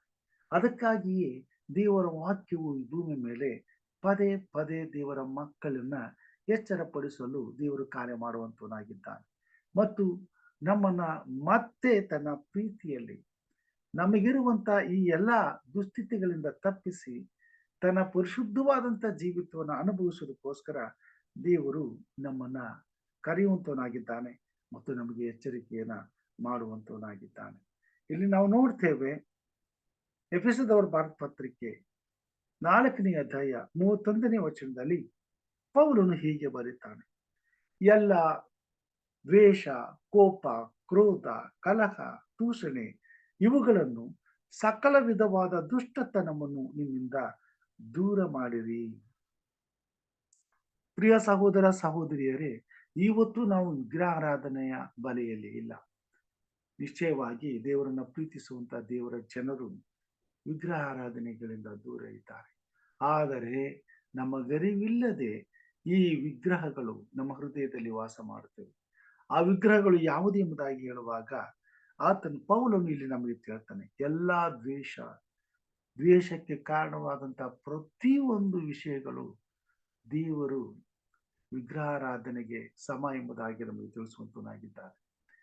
ದ್ವೇಷವು ವಿಗ್ರಹಾರಾಧನೆ ಮಾಡಿದಷ್ಟೇ ಪಾಪವನ್ನ ತರುವಂತದ್ದಾಗಿದೆ. ಕೋಪ, ಕ್ರೋಧ, ಕಲಹ, ದೂಷಣೆ ಇವುಗಳನ್ನು ಸಕಲ ವಿಧವಾದ ದುಷ್ಟತನವನ್ನು ನಿಮ್ಮಿಂದ ದೂರ ಮಾಡಿರಿ. ಪ್ರಿಯ ಸಹೋದರ ಸಹೋದರಿಯರೇ, ಈ ಲೋಕವು ದುಷ್ಟತನದಿಂದ ತುಂಬಿ ತುಳುಕುತ್ತಾ ಇದೆ. ಅದಕ್ಕೋಸ್ಕರ ನಾವು ಈ ಲೋಕದಲ್ಲಿ ತುಂಬಿ ತುಳುಕುತ್ತಿರುವಂತ ಇಂತಹ ದುಷ್ಟ ಜಗತ್ತಿನಿಂದ ಹೊರಗೆ ಬರಬೇಕಾಗಿದೆ. ನಮ್ಮನ್ನ ಪ್ರತ್ಯೇಕಿಸಿಕೊಳ್ಳಬೇಕಾಗಿದೆ. ಆತ್ಮೀಯತೆಯಲ್ಲಿ ನಾವು ದೂರವಿರಬೇಕಾಗ್ತದೆ. ನಮ್ಮನ್ನ ನಾವು ಸಂಪೂರ್ಣವಾಗಿ ತೊಳೆದುಕೊಂಡು ಶುದ್ಧಪಡಿಸಿಕೊಳ್ಳಬೇಕಾಗಿದೆ. ದೇವರ ವಾಕ್ಯದಿಂದ ನಮ್ಮನ್ನು ನಾವು ಶುದ್ಧಪಡಿಸಿಕೊಳ್ಳಬೇಕಾಗಿದೆ. ದೇವರ ವಾಕ್ಯವು ಪೌಲನ ಮುಖಾಂತರವಾಗಿ ನಮಗೆ ತಿಳಿಸ್ತಾನೆ. ಇವತ್ತು ಪ್ರತಿಯೊಬ್ಬ ಕ್ರೈಸ್ತನ ಜೀವಿತದಲ್ಲಿ ವಿಗ್ರಹಾರಾಧನೆ ಇಲ್ಲದೆ ಇರಬಹುದು, ಆದ್ರೆ ಈ ಎಲ್ಲ ದುಷ್ಟ ಗುಣಗಳು ವಾಸ ಮಾಡುವಂತವುಗಳಾಗಿವೆ. ಅದಕ್ಕೋಸ್ಕರವೇ ಯೋಹಾನನು ನಮಗೆ ಹೇಳ್ತಾನೆ, ನಮ್ಮನ್ನು ನಾವು ಪರೀಕ್ಷಿಸಿಕೊಳ್ಳುವಂತವರಾಗಿರಬೇಕು. ಪೌಲನು ಸಹ ನಮಗೆ ಹೇಳ್ತಾನೆ, ಕ್ರಿಸ್ತ ನಂಬಿಕೆಯಲ್ಲಿ ಇದ್ದೀರೋ ಇಲ್ಲೋ ನಿಮ್ಮನ್ನ ಪರೀಕ್ಷಿಸಿ ಮಾಡಿಕೊಳ್ಳಿರಿ. ನಿನ್ನ ಹೃದಯವು ನಿನ್ನನ್ನು ಅಪರಾಧಿ ಎಂದು ಎಣಿಸಿದ್ದರೆ ಸಾಕು. ಯೋಹಾನನು ಹೇಳ್ತಾನೆ. ಪ್ರಿಯ ಸಹೋದರರೇ, ಕೆಲವೊಂದು ವಿಷಯಗಳಲ್ಲಿ ನಾವು ಅವುಗಳನ್ನ ಗಣನೆಗೆ ತೆಗೆದುಕೊಳ್ಳದೆ ಈ ಲೋಕದವರ ಜೊತೆಯಲ್ಲಿ ಸೇರಿ ಅಂತಹ ಪಾಪಗಳನ್ನೇ ಮಾಡುವಂತವರಾಗಿರ್ತೇವೆ. ಅದು ಯಾವುದೆಂದು ಹೇಳುವಾಗ ದ್ವೇಷ, ಕೋಪ, ಕ್ರೋಧ, ಕಲಹ, ದೂಷಣೆ ಹಾಗೂ ಇತರ ಎಲ್ಲಾ ವಿಧವಾದಂತ ದುಷ್ಟತ್ವಗಳು. ಕತ್ತಲೆಗೂ ಬೆಳಕಿಗೂ ಸಂಬಂಧವೇನೆಂಬುದಾಗಿ ಕೊರಿಂಥದವರ ಪತ್ರಿಕೆಯಲ್ಲಿ ಪೌಲನು ಕೇಳ್ತಾನೆ. ನಾವು ಬೆಳಕಿನ ರಾಜ್ಯದವರು, ದೇವರ ಬೆಳಕನ್ನ ಹೊಂದಿದವರು, ದೇವರ ಬೆಳಕನ್ನ ಪ್ರಕಾಶಿಸಬೇಕಾದವರು. ನಮ್ಮಲ್ಲಿ ಇರಬೇಕಾದದ್ದು ದೇವರ ಪರಿಶುದ್ಧವೆಂಬ ಆತನ ವಾಕ್ಯವೆಂಬ ಬೆಳಕು. ದೇವರ ವಾಕ್ಯದ ಬೆಳಕಿನಲ್ಲಿ ಜೀವಿಸುತ್ತಿರುವ ನಾವು ದೇವರಿಗೆ ಅಸಹ್ಯವಾದಂತ ಎಲ್ಲ ದುಷ್ಟತ್ವದಿಂದ ದೂರವಿರಬೇಕಾಗಿದೆ. ಈ ದುಷ್ಟತನವು ಅನ್ಯ ಜನರ ಬಳಿಯಲ್ಲಿ ಇತ್ತು ಮತ್ತು ಇನ್ನೂ ಇದೆ, ಹಾಗೆ ಇನ್ನೂ ಮುಂದೆಯೂ ಇರುವಂತದ್ದಾಗಿದೆ. ಪೌಲನು ಎಫೆಸದ ಪತ್ರಿಕೆ 4ನೇ ಅಧ್ಯಾಯ 17ನೇ ವಚನದಿಂದ ಹೀಗೆ ಹೇಳ್ತಾನೆ. ಆದುದರಿಂದ ಅನ್ಯ ಜನರು ನಡೆದುಕೊಳ್ಳುವ ಪ್ರಕಾರ ನೀವು ಇನ್ನು ಮೇಲೆ ನಡೆದುಕೊಳ್ಳಬಾರದೆಂದು ಕರ್ತನಲ್ಲಿರುವವನಾಗಿ ನಿಮಗೆ ಖಂಡಿತವಾಗಿ ಹೇಳುತ್ತೇನೆ. ಅವು ನಿಷ್ಪ್ರಯೋಜನವಾದ ಬುದ್ಧಿಯುಳ್ಳವರಾಗಿ ಅವರು ನಡೆದುಕೊಳ್ಳುತ್ತಾರೆ. ಅವರ ಮನಸ್ಸು ಮಬ್ಬಾಗಿ ಹೋಗಿದೆ. ಅವರು ತಮ್ಮ ಹೃದಯದ ಕಾಠಿಣ್ಯದ ನಿಮಿತ್ತದಿಂದಲೂ ತಮ್ಮಲ್ಲಿರುವ ಅಜ್ಞಾನದ ನಿಮಿತ್ತದಿಂದಲೂ ದೇವರಿಂದಾಗುವ ಜೀವಕ್ಕೆ ಅನ್ಯರಾಗಿದ್ದಾರೆ. ಅವರು ತಮ್ಮ ದುಸ್ಥಿತಿಗಾಗಿ ಸ್ವಲ್ಪವೂ ಚಿಂತಿಸದೆ ತಮ್ಮನ್ನು ಬಂಡುತನಕ್ಕೆ ಒಪ್ಪಿಸಿಕೊಟ್ಟು ಎಲ್ಲ ವಿಧವಾದ ಅಶುದ್ಧ ಕೃತ್ಯಗಳನ್ನು ಅತ್ಯಾಸೆಯಿಂದ ನಡೆಸುವವರಾಗಿದ್ದಾರೆ. ನೀವಾದರೂ ಕ್ರಿಸ್ತನ ಧರ್ಮವನ್ನು ಅಂಥದೆಂದು ಕಲಿತುಕೊಳ್ಳಲಿಲ್ಲ.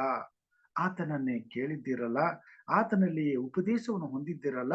ಯೇಸುವಿನಲ್ಲಿರುವ ಸತ್ಯೋಪದೇಶವು ಯಾವುದೆಂದರೆ, ನೀವು ನಿಮ್ಮ ಹಿಂದಿನ ನಡತೆಯನ್ನು ಅನುಸರಿಸದೆ ಪೂರ್ವ ಸ್ವಭಾವವನ್ನು ತೆಗೆದುಹಾಕಿ ಬಿಡಬೇಕು. ಅದು ಮೋಸಕರವಾದ ದುರಾಸೆಗಳಿಂದ ಕೆಟ್ಟು ಹೋಗುವಂಥದ್ದು. ನೀವು ನಿಮ್ಮ ಅಂತರ್ಯದಲ್ಲಿ ಹೊಸಬರಾಗಿ ನೂತನ ಸ್ವಭಾವವನ್ನು ಧರಿಸಿಕೊಳ್ಳಿರಿ. ಆ ಸ್ವಭಾವವು ದೇವರ ಹೋಲಿಕೆಯ ಮೇರೆಗೆ ಸತ್ಯಾನುಗುಣವಾದ ನೀತಿಯುಳ್ಳದ್ದಾಗಿಯೂ ದೇವ ಭಯವುಳ್ಳದ್ದಾಗಿಯೂ ನಿರ್ಮಿಸಲ್ಪಟ್ಟಿದೆ. ಹೌದು ಪ್ರಿಯ ದೇವ ಜನರೇ, ನಾವು ಪ್ರತ್ಯೇಕಿಸಲ್ಪಟ್ಟಂತ ಜನರಾಗಿದ್ದೇವೆ. ನೂತನ ಸ್ವಭಾವವನ್ನು ಹೊಂದಿಕೊಂಡಂತ ಜನರಾಗಿದ್ದೇವೆ. ಅದಕ್ಕೋಸ್ಕರ ನಾವು ಈ ಲೋಕದ ಅನ್ಯ ಜನರ ಮಧ್ಯದಲ್ಲಿ ವಾಸಿಸುತ್ತಿದ್ದರೂ ಅವರು ನಡೆದುಕೊಳ್ಳುವ ರೀತಿಯಲ್ಲಿ ನಾವು ನಡೆದುಕೊಳ್ಳದೆ ನಮ್ಮಲ್ಲಿರುವಂತ ಎಲ್ಲ ಕೆಟ್ಟತನವನ್ನ ದುಷ್ಟತನವನ್ನ ತೆಗೆದು ಹಾಕಿ ಬಿಡಬೇಕಾಗಿದೆ. ನಮ್ಮ ಕುಟುಂಬಗಳಲ್ಲಿ ನಾವು ಮಾಡುವಂತ ಪ್ರಾರ್ಥನೆ ಎಂಬ ಯಜ್ಞ ವೇದಿಯಿಂದ ತಂದೆಯಾದ ದೇವರ ಬಳಿಗೆ ನಮ್ಮ ಪ್ರಾರ್ಥನೆ ವಿಜ್ಞಾಪನೆಗಳು ಹೋಗಿ ಮುಟ್ಟಬೇಕಾದ್ರೆ ಮೊದಲು ಇಂತಹ ಕಾರ್ಯಗಳು, ಅಸಹ್ಯವಾದಂತ ಕೆಟ್ಟು ಹೋಗಿರುವಂತಹ ದುಷ್ಟತ್ವಗಳು ನಮ್ಮಿಂದ ತೆಗೆದುಹಾಕಲ್ಪಡಬೇಕಾಗಿದೆ. ಅದಕ್ಕಾಗಿ ಯಾಕೋಬನು ಯಜ್ಞವೇದಿಯನ್ನ ಕಟ್ಟಿಸುವ ಮುನ್ನ ತನ್ನ ಕುಟುಂಬದಲ್ಲಿ ಬಂದು ಅವರಿಗೆ ಮಾತುಗಳನ್ನು ಹೇಳ್ತಾನೆ. ನಿಮ್ಮಲ್ಲಿರುವಂತಹ ಅನ್ಯ ದೇವರುಗಳನ್ನು, ನಿಮ್ಗೆ ಹಾಕಿಕೊಂಡಿರುವ ಮುರುವುಗಳನ್ನು ತೆಗೆದುಕೊಳ್ರಿ. ನಮ್ಮ ಪ್ರಾರ್ಥನೆ ದೇವರ ಸನ್ನಿಧಾನಕ್ಕೆ ಹೋಗಬೇಕಾದ್ರೆ ಕರ್ತನಿಗೆ ಅಸಹ್ಯವಾದಂತ ಈ ಕೆಟ್ಟ ಆಲೋಚನೆ, ಈ ಕೆಟ್ಟ ದುಷ್ಟತ್ವದಿಂದ ನಾವು ಹೊರಗೆ ಬರಬೇಕಾಗಿದೆ. ನಮ್ಮನ್ನು ನಾವು ತೊಳೆದುಕೊಂಡು ಶುದ್ಧವಾಗಬೇಕಾಗಿದೆ. ಯೇಸು ಕ್ರಿಸ್ತನು ನನ್ನ ವಾಕ್ಯಗಳನ್ನ ನೀವು ಕೇಳಿದ್ದರಿಂದ ಶುದ್ಧರಾಗಿದ್ದೀರಿ ಎಂಬುದಾಗಿ ಹೇಳಿದನು. ಪ್ರತಿದಿನ ದೇವರ ವಾಕ್ಯವನ್ನು ಓದುವಾಗ, ದೇವರ ವಾಕ್ಯಗಳು ನಮ್ಮನ್ನು ಎಚ್ಚರಪಡಿಸುವಾಗ ನಮ್ಮನ್ನು ನಾವು ದೇವರ ವಾಕ್ಯ ಎಂಬ ಜಲಸ್ನಾನದಿಂದ ಶುದ್ಧಪಡಿಸಿಕೊಳ್ಳಲು ಸಾಧ್ಯವಾಗುವಂಥದ್ದಾಗಿದೆ. ಅದಕ್ಕಾಗಿಯೇ ದಿನಾಲೂ ನಾವು ದೇವರ ವಾಕ್ಯವನ್ನು ಓದಬೇಕಾಗಿದೆ ಮತ್ತು ಪ್ರಾರ್ಥನೆ ಮಾಡುವಾಗ ದೇವರ ವಾಕ್ಯವು ನಮ್ಮನ್ನು ನಡೆಸಬೇಕಾಗಿದೆ. ನಮ್ಮಲ್ಲಿರ್ತಕ್ಕಂಥ ಎಲ್ಲ ಅಶುದ್ಧವಾದಂಥ ಇಂಥ ಕೆಟ್ಟ ಸ್ವಭಾವಗಳನ್ನ ನಾವು ತೆಗೆದು ಹಾಕಬೇಕಾಗಿದೆ. ಇವುಗಳನ್ನ ಸಂಪೂರ್ಣವಾಗಿ ನಾವು ತೆಗೆದು ನಮ್ಮನ್ನ ಈ ಲೋಕದ ಸಂಬಂಧದಿಂದ, ಈ ಲೋಕದ ದುಷ್ಟತ್ವದ ಬಂಧನದಿಂದ ನಾವು ಪ್ರತ್ಯೇಕಿಸಿಕೊಳ್ಳಬೇಕಾಗಿದೆ. ಅದಕ್ಕಾಗಿ ನಾವು ಈ ಲೋಕದ ಅನ್ಯ ಜನರ ಮಧ್ಯದಲ್ಲಿ ಜೀವಿಸಿದರೂ ನಾವು ವಿಶೇಷವಾದ ನೂತನವಾದಂಥ ಜೀವಿತವನ್ನ ನಾವು ಜೀವಿಸಬೇಕಾಗಿದೆ. ಪರಲೋಕ ರಾಜ್ಯಕ್ಕೆ ಸಂಬಂಧಪಟ್ಟಂತ ದೇವರ ಗುಣಾತಿಶಯಗಳನ್ನ ಹೊಂದಿದವರಾಗಿ ಈ ಲೋಕದಲ್ಲಿ ನಾವು ಬದುಕಬೇಕಾಗಿದೆ. ಕರ್ತನು ಕೊನೆಯ ಕಾಲದಲ್ಲಿ ಜೀವಿಸುತ್ತಿರುವಂತ ತನ್ನ ಮಕ್ಕಳಿಗೆ ಯಾಕೋಬನನ್ನು ಎಚ್ಚರಿಸಿದ ಹಾಗೆ ಎಚ್ಚರಿಸುವಂತವನಾಗಿದ್ದಾನೆ. ಯಾಕೋಬನು ತನ್ನ ಕುಟುಂಬವನ್ನು ಎಚ್ಚರಿಸುವಂತವನಾಗಿದ್ದಾನೆ. ಈ ಬೆಳಿಗ್ಗೆ ದೇವರು ನಮ್ಮನ್ನು ಎಚ್ಚರಿಸುತ್ತಾನೆ. ಈ ಲೋಕದಲ್ಲಿ ಇರುವಂತ ಈ ಎಲ್ಲ ಕೆಟ್ಟ ಆಲೋಚನೆಗಳು, ಕೆಟ್ಟ ಕಾರ್ಯಗಳು ನಿಮ್ಮ ಹೃದಯಗಳನ್ನು ತುಂಬಿರಲಾಗಿ ನೀವು ಸಹ ಅನ್ಯ ಜನರಂತೆ ನಡ್ಕೊಳ್ಳುವಂತವರಾಗಿದ್ದೀರಿ. ಇದು ವಿಗ್ರಹಾರಾಧನೆಗೆ ಸಮವಾಗಿದೆ. ಆದುದರಿಂದ ಈ ವಿಗ್ರಹಗಳನ್ನ ತೆಗೆದು ಬಿಡ್ರಿ, ಎಲ್ಲ ದುಷ್ಟತ್ವವನ್ನು ತೆಗೆದು ಹಾಕಿರಿ ಎಂಬುದಾಗಿ ಹೇಳ್ತಾನೆ. ನೀವಾದರೂ ಕ್ರಿಸ್ತನ ಧರ್ಮವನ್ನು ಅಂತ್ಯದಿಂದ ಕಲಿತುಕೊಳ್ಳಲಿಲ್ಲ, ಆತನನ್ನೇ ಕೇಳಿದಿರಲ್ಲ, ಆತನಲ್ಲಿಯೇ ಉಪದೇಶ ಹೊಂದಿದ್ದಿರಲ್ಲ. ಕ್ರಿಸ್ತ ಯೇಸುವಿನಲ್ಲಿರುವ ಸ್ವತ್ವೋಪದೇಶವು ಯಾವುದೆಂದರೆ, ನೀವು ನಿಮ್ಮ ಹಿಂದಿನ ನಡತೆಯನ್ನು ಅನುಸರಿಸದೆ ಪೂರ್ವ ಸ್ವಭಾವವನ್ನು ತೆಗೆದು ಹಾಕಿ ಬಿಡಬೇಕು. ಅದು ಮೋಸಕರವಾದ ದುರಾಸೆಗಳಿಂದ ಕೆಟ್ಟು ಹೋಗುವಂಥದ್ದು. ನೀವು ನಿಮ್ಮ ಅಂತರ್ಯದಲ್ಲಿ ಹೊಸಬರಾಗಿ ನೂತನ ಸ್ವಭಾವವನ್ನು ಧರಿಸಿಕೊಳ್ಳಿರಿ. ದೇವರು ನಮ್ಮನ್ನು ಎಚ್ಚರಪಡಿಸ್ತಾನೆ. ನಾವು ನೂತನ ಸ್ವಭಾವದಲ್ಲಿ ಜೀವಿಸಬೇಕಾಗಿದೆ. ಮತ್ತಾಯನು ಬರೆದಂತಹ ಸುವಾರ್ತೆ 13ನೇ ಅಧ್ಯಾಯದಲ್ಲಿ ಹೀಗೆ ನಾವು ನೋಡುವಂತವರಾಗಿದ್ದೇವೆ.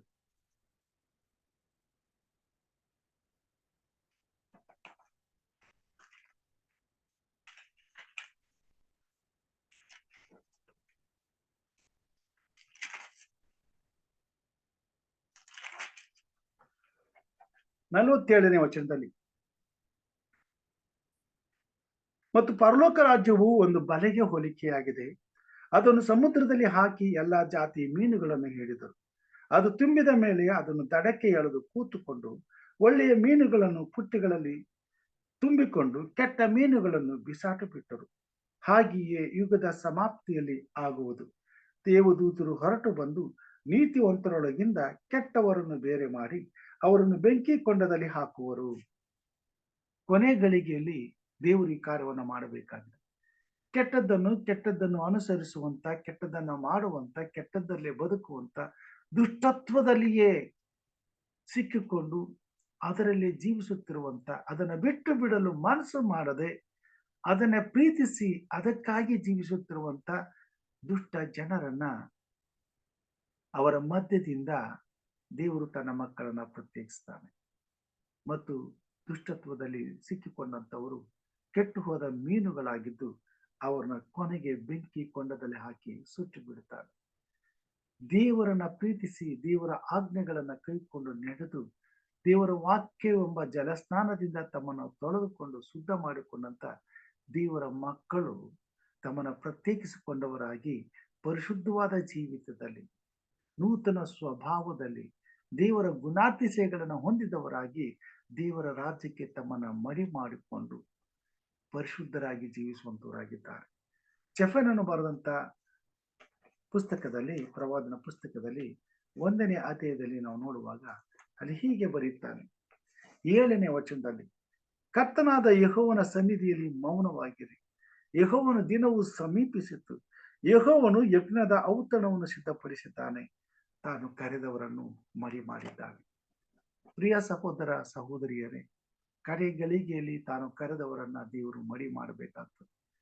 ಎಲ್ಲ ಕೆಟ್ಟತನವೆಂಬ ದುಷ್ಟತ್ವದ ಬಂಧನದಿಂದ ಬಿಡುಗಡೆಗೊಳಿಸಿ ಪಾಪದ ಬಲೆಯಿಂದ ಸಂಪೂರ್ಣವಾಗಿ ನಮ್ಮನ್ನು ತಪ್ಪಿಸಿ ತನ್ನ ಪರಿಶುದ್ಧವಾದ ರಕ್ತದಿಂದ ನಮ್ಮನ್ನು ತೊಳೆದು ಶುದ್ಧ ಮಾಡಿ ತನಗಾಗಿ ಪ್ರತ್ಯೇಕಿಸಿಕೊಂಡು ತನ್ನ ಮೀಸಲಾದ ಜನಾಂಗವನ್ನಾಗಿ ನೂತನ ಸ್ವಭಾವವನ್ನ ನಮಗೆ ದಯಪಾಲಿಸಿಕೊಟ್ಟು ಆತನನ್ನ ಘನಪಡಿಸುವುದಕ್ಕೋಸ್ಕರ ಹಗಲು ರಾತ್ರಿ ಈ ಕೊನೆ ಕಾಲದಲ್ಲಿ ಅಕೃಪೆಯ ಕಾಲ ಮುಗಿಯುವುದರೊಳಗಾಗಿ ಕರ್ತನ ರಾಜ್ಯಕ್ಕೆ ನಮ್ಮನ್ನು ಸಿದ್ಧಪಡಿಸಿಕೊಳ್ಳಲು ದೇವರು ಕಾರ್ಯ ಮಾಡುವಂತನಾಗಿದ್ದಾನೆ. ಈ ಸಮಯದಲ್ಲಿ ದೇವರು ನಮ್ಮನ್ನು ಎಚ್ಚರಪಡಿಸ್ತಾನೆ. ಯಾಕೋಬನನ್ನು ಎಚ್ಚರಪಡಿಸಿದಾಗಿ ನಮ್ಮನ್ನು ಎಚ್ಚರಪಡಿಸ್ತಾನೆ. ನೀನು ಈ ಸ್ಥಳವನ್ನು ಬಿಟ್ಟು ಹೋಗು, ಈ ಕೆಟ್ಟು ಹೋದ ದುಷ್ಟತ್ವದ ಬಂಧನದಿಂದ ಬಿಟ್ಟು ಹೋಗು, ನಿನ್ನ ಕುಟುಂಬವನ್ನ ನೀನು ಪ್ರತ್ಯೇಕಿಸಿಕೊಂಡು ನಾನು ಹೇಳುವಂತ ಸ್ಥಳದಲ್ಲಿ ಹೋಗಿ ಬೇತೇಲಿನಲ್ಲಿ ಇದ್ದು ಅಲ್ಲಿ ವಾಸ ಮಾಡು, ಅಲ್ಲಿ ನನಗೋಸ್ಕರ ಯಜ್ಞ ವೇದಿಯನ್ನು ಕಟ್ಟಿಸು. ಯಾಕೋಬನು ದೇವರು ಹೇಳಿದ ಹಾಗೆ ತನ್ನ ಕುಟುಂಬವನ್ನ ಪ್ರತ್ಯೇಕಿಸಿಕೊಂಡು ದೂರ ಹೋಗಿ ಬೇತೇಲಿನಲ್ಲಿ ಯೆಹೋವನಿಗೆ ಯಜ್ಞ ವೇದಿಯನ್ನು ಕಟ್ಟಿಸಿ ಆತನನ್ನ ಆರಾಧನೆ ಮಾಡಿದರು. ನಾನು ಮತ್ತು ನೀವು ಅದೇ ರೀತಿಯಾಗಿ ಈ ಲೋಕದ ಎಲ್ಲ ದುಷ್ಟತ್ವದಿಂದ ನಮ್ಮನ್ನ ಪ್ರತ್ಯೇಕಿಸಿಕೊಂಡು ದೇವರು ನಮ್ಮನ್ನ ಆಶೀರ್ವದಿಸುವಂತ ಆತನ ಮಾರ್ಗಗಳನ್ನ ಅನುಸರಿಸಿ ನಡೆಯಲು, ದೇವರ ಆಜ್ಞೆಗಳನ್ನ ಕೈಕೊಂಡು ನಡೆದು ಈ ಲೋಕದಲ್ಲಿ ಇರುವಂತ ಎಲ್ಲ ದುಷ್ಟತ್ವದ ಬಂಧನಗಳಿಂದ ನಮ್ಮನ್ನ ಪ್ರತ್ಯೇಕಿಸಿಕೊಂಡು ದೇವರ ಪರಿಶುದ್ಧವಾದ ವಾಕ್ಯದಿಂದ ನಮ್ಮನ್ನು ನಾವು ತೊಳೆದುಕೊಂಡು ಆತನ ಪರಿಶುದ್ಧವಾದ ರಕ್ತದ ಬಲದಿಂದ ನಾವು ಸಂಪೂರ್ಣವಾಗಿ ಪರಿಶುದ್ಧರಾಗಿ ಜೀವಿಸಲು ದೇವರು ಈ ಅವಕಾಶವನ್ನು ನಮಗೆ ಕೊಟ್ಟಿದ್ದಾನೆ. ದೇವರ ವಾಕ್ಯಗಳು ನಮ್ಮನ್ನು ಎಚ್ಚರಿಸುವಂತವುಗಳಾಗಿವೆ. ನನ್ನ ಕುರಿಗಳು ನನ್ನ ಶಬ್ದಕ್ಕೆ ಕಿವಿಗೊಡುತ್ತವೆ ಎಂಬುದಾಗಿ ಹೇಳ್ತಾನೆ. ದೇವರ ವಾಕ್ಯವನ್ನು ಕೇಳುವಂತ ಪ್ರತಿಯೊಬ್ಬ ದೇವರ ಮಗನು, ದೇವರ ಮಗಳು ದೇವರಿಗೆ ಬೇಕಾದಂತ ದೇವರ ರಾಜ್ಯದ ಪ್ರಜೆಗಳಾಗಿದ್ದೇವೆ. ನಮ್ಮನ್ನ ಕಳ್ಕೊಳ್ಳುವುದಕ್ಕೆ ಆತನಿಗೆ ಇಷ್ಟವಿಲ್ಲ. ಹಾಗಾಗಿರುವುದರಿಂದ ಈ ಲೋಕದ ಅನ್ಯ ಜನರ ಮಧ್ಯದಲ್ಲಿ ಜೀವಿಸುತ್ತಿದ್ದರೂ ನಾವು ಪರಿಶುದ್ಧರಾಗಿ ನಿಷ್ಕಳಂಕರಾಗಿ ಕರ್ತನ ಬರೋಣಕ್ಕಾಗಿ ಸಿದ್ಧವಾಗಬೇಕಾಗಿದೆ. ಅಂತ ನೂತನ ಜೀವಿತವನ್ನ ಈ ಭೂಮಿ ಮೇಲೆ ಅನುಭವಿಸಬೇಕಾಗಿದೆ. ಅದಕ್ಕಾಗಿಯೇ ಬೆಳಗ್ಗೆ ಎಚ್ಚರವಾಗಿದ್ದು ಆತನಲ್ಲಿ ಪ್ರಾರ್ಥಿಸುವುದು ಅವಶ್ಯವಾಗಿದೆ.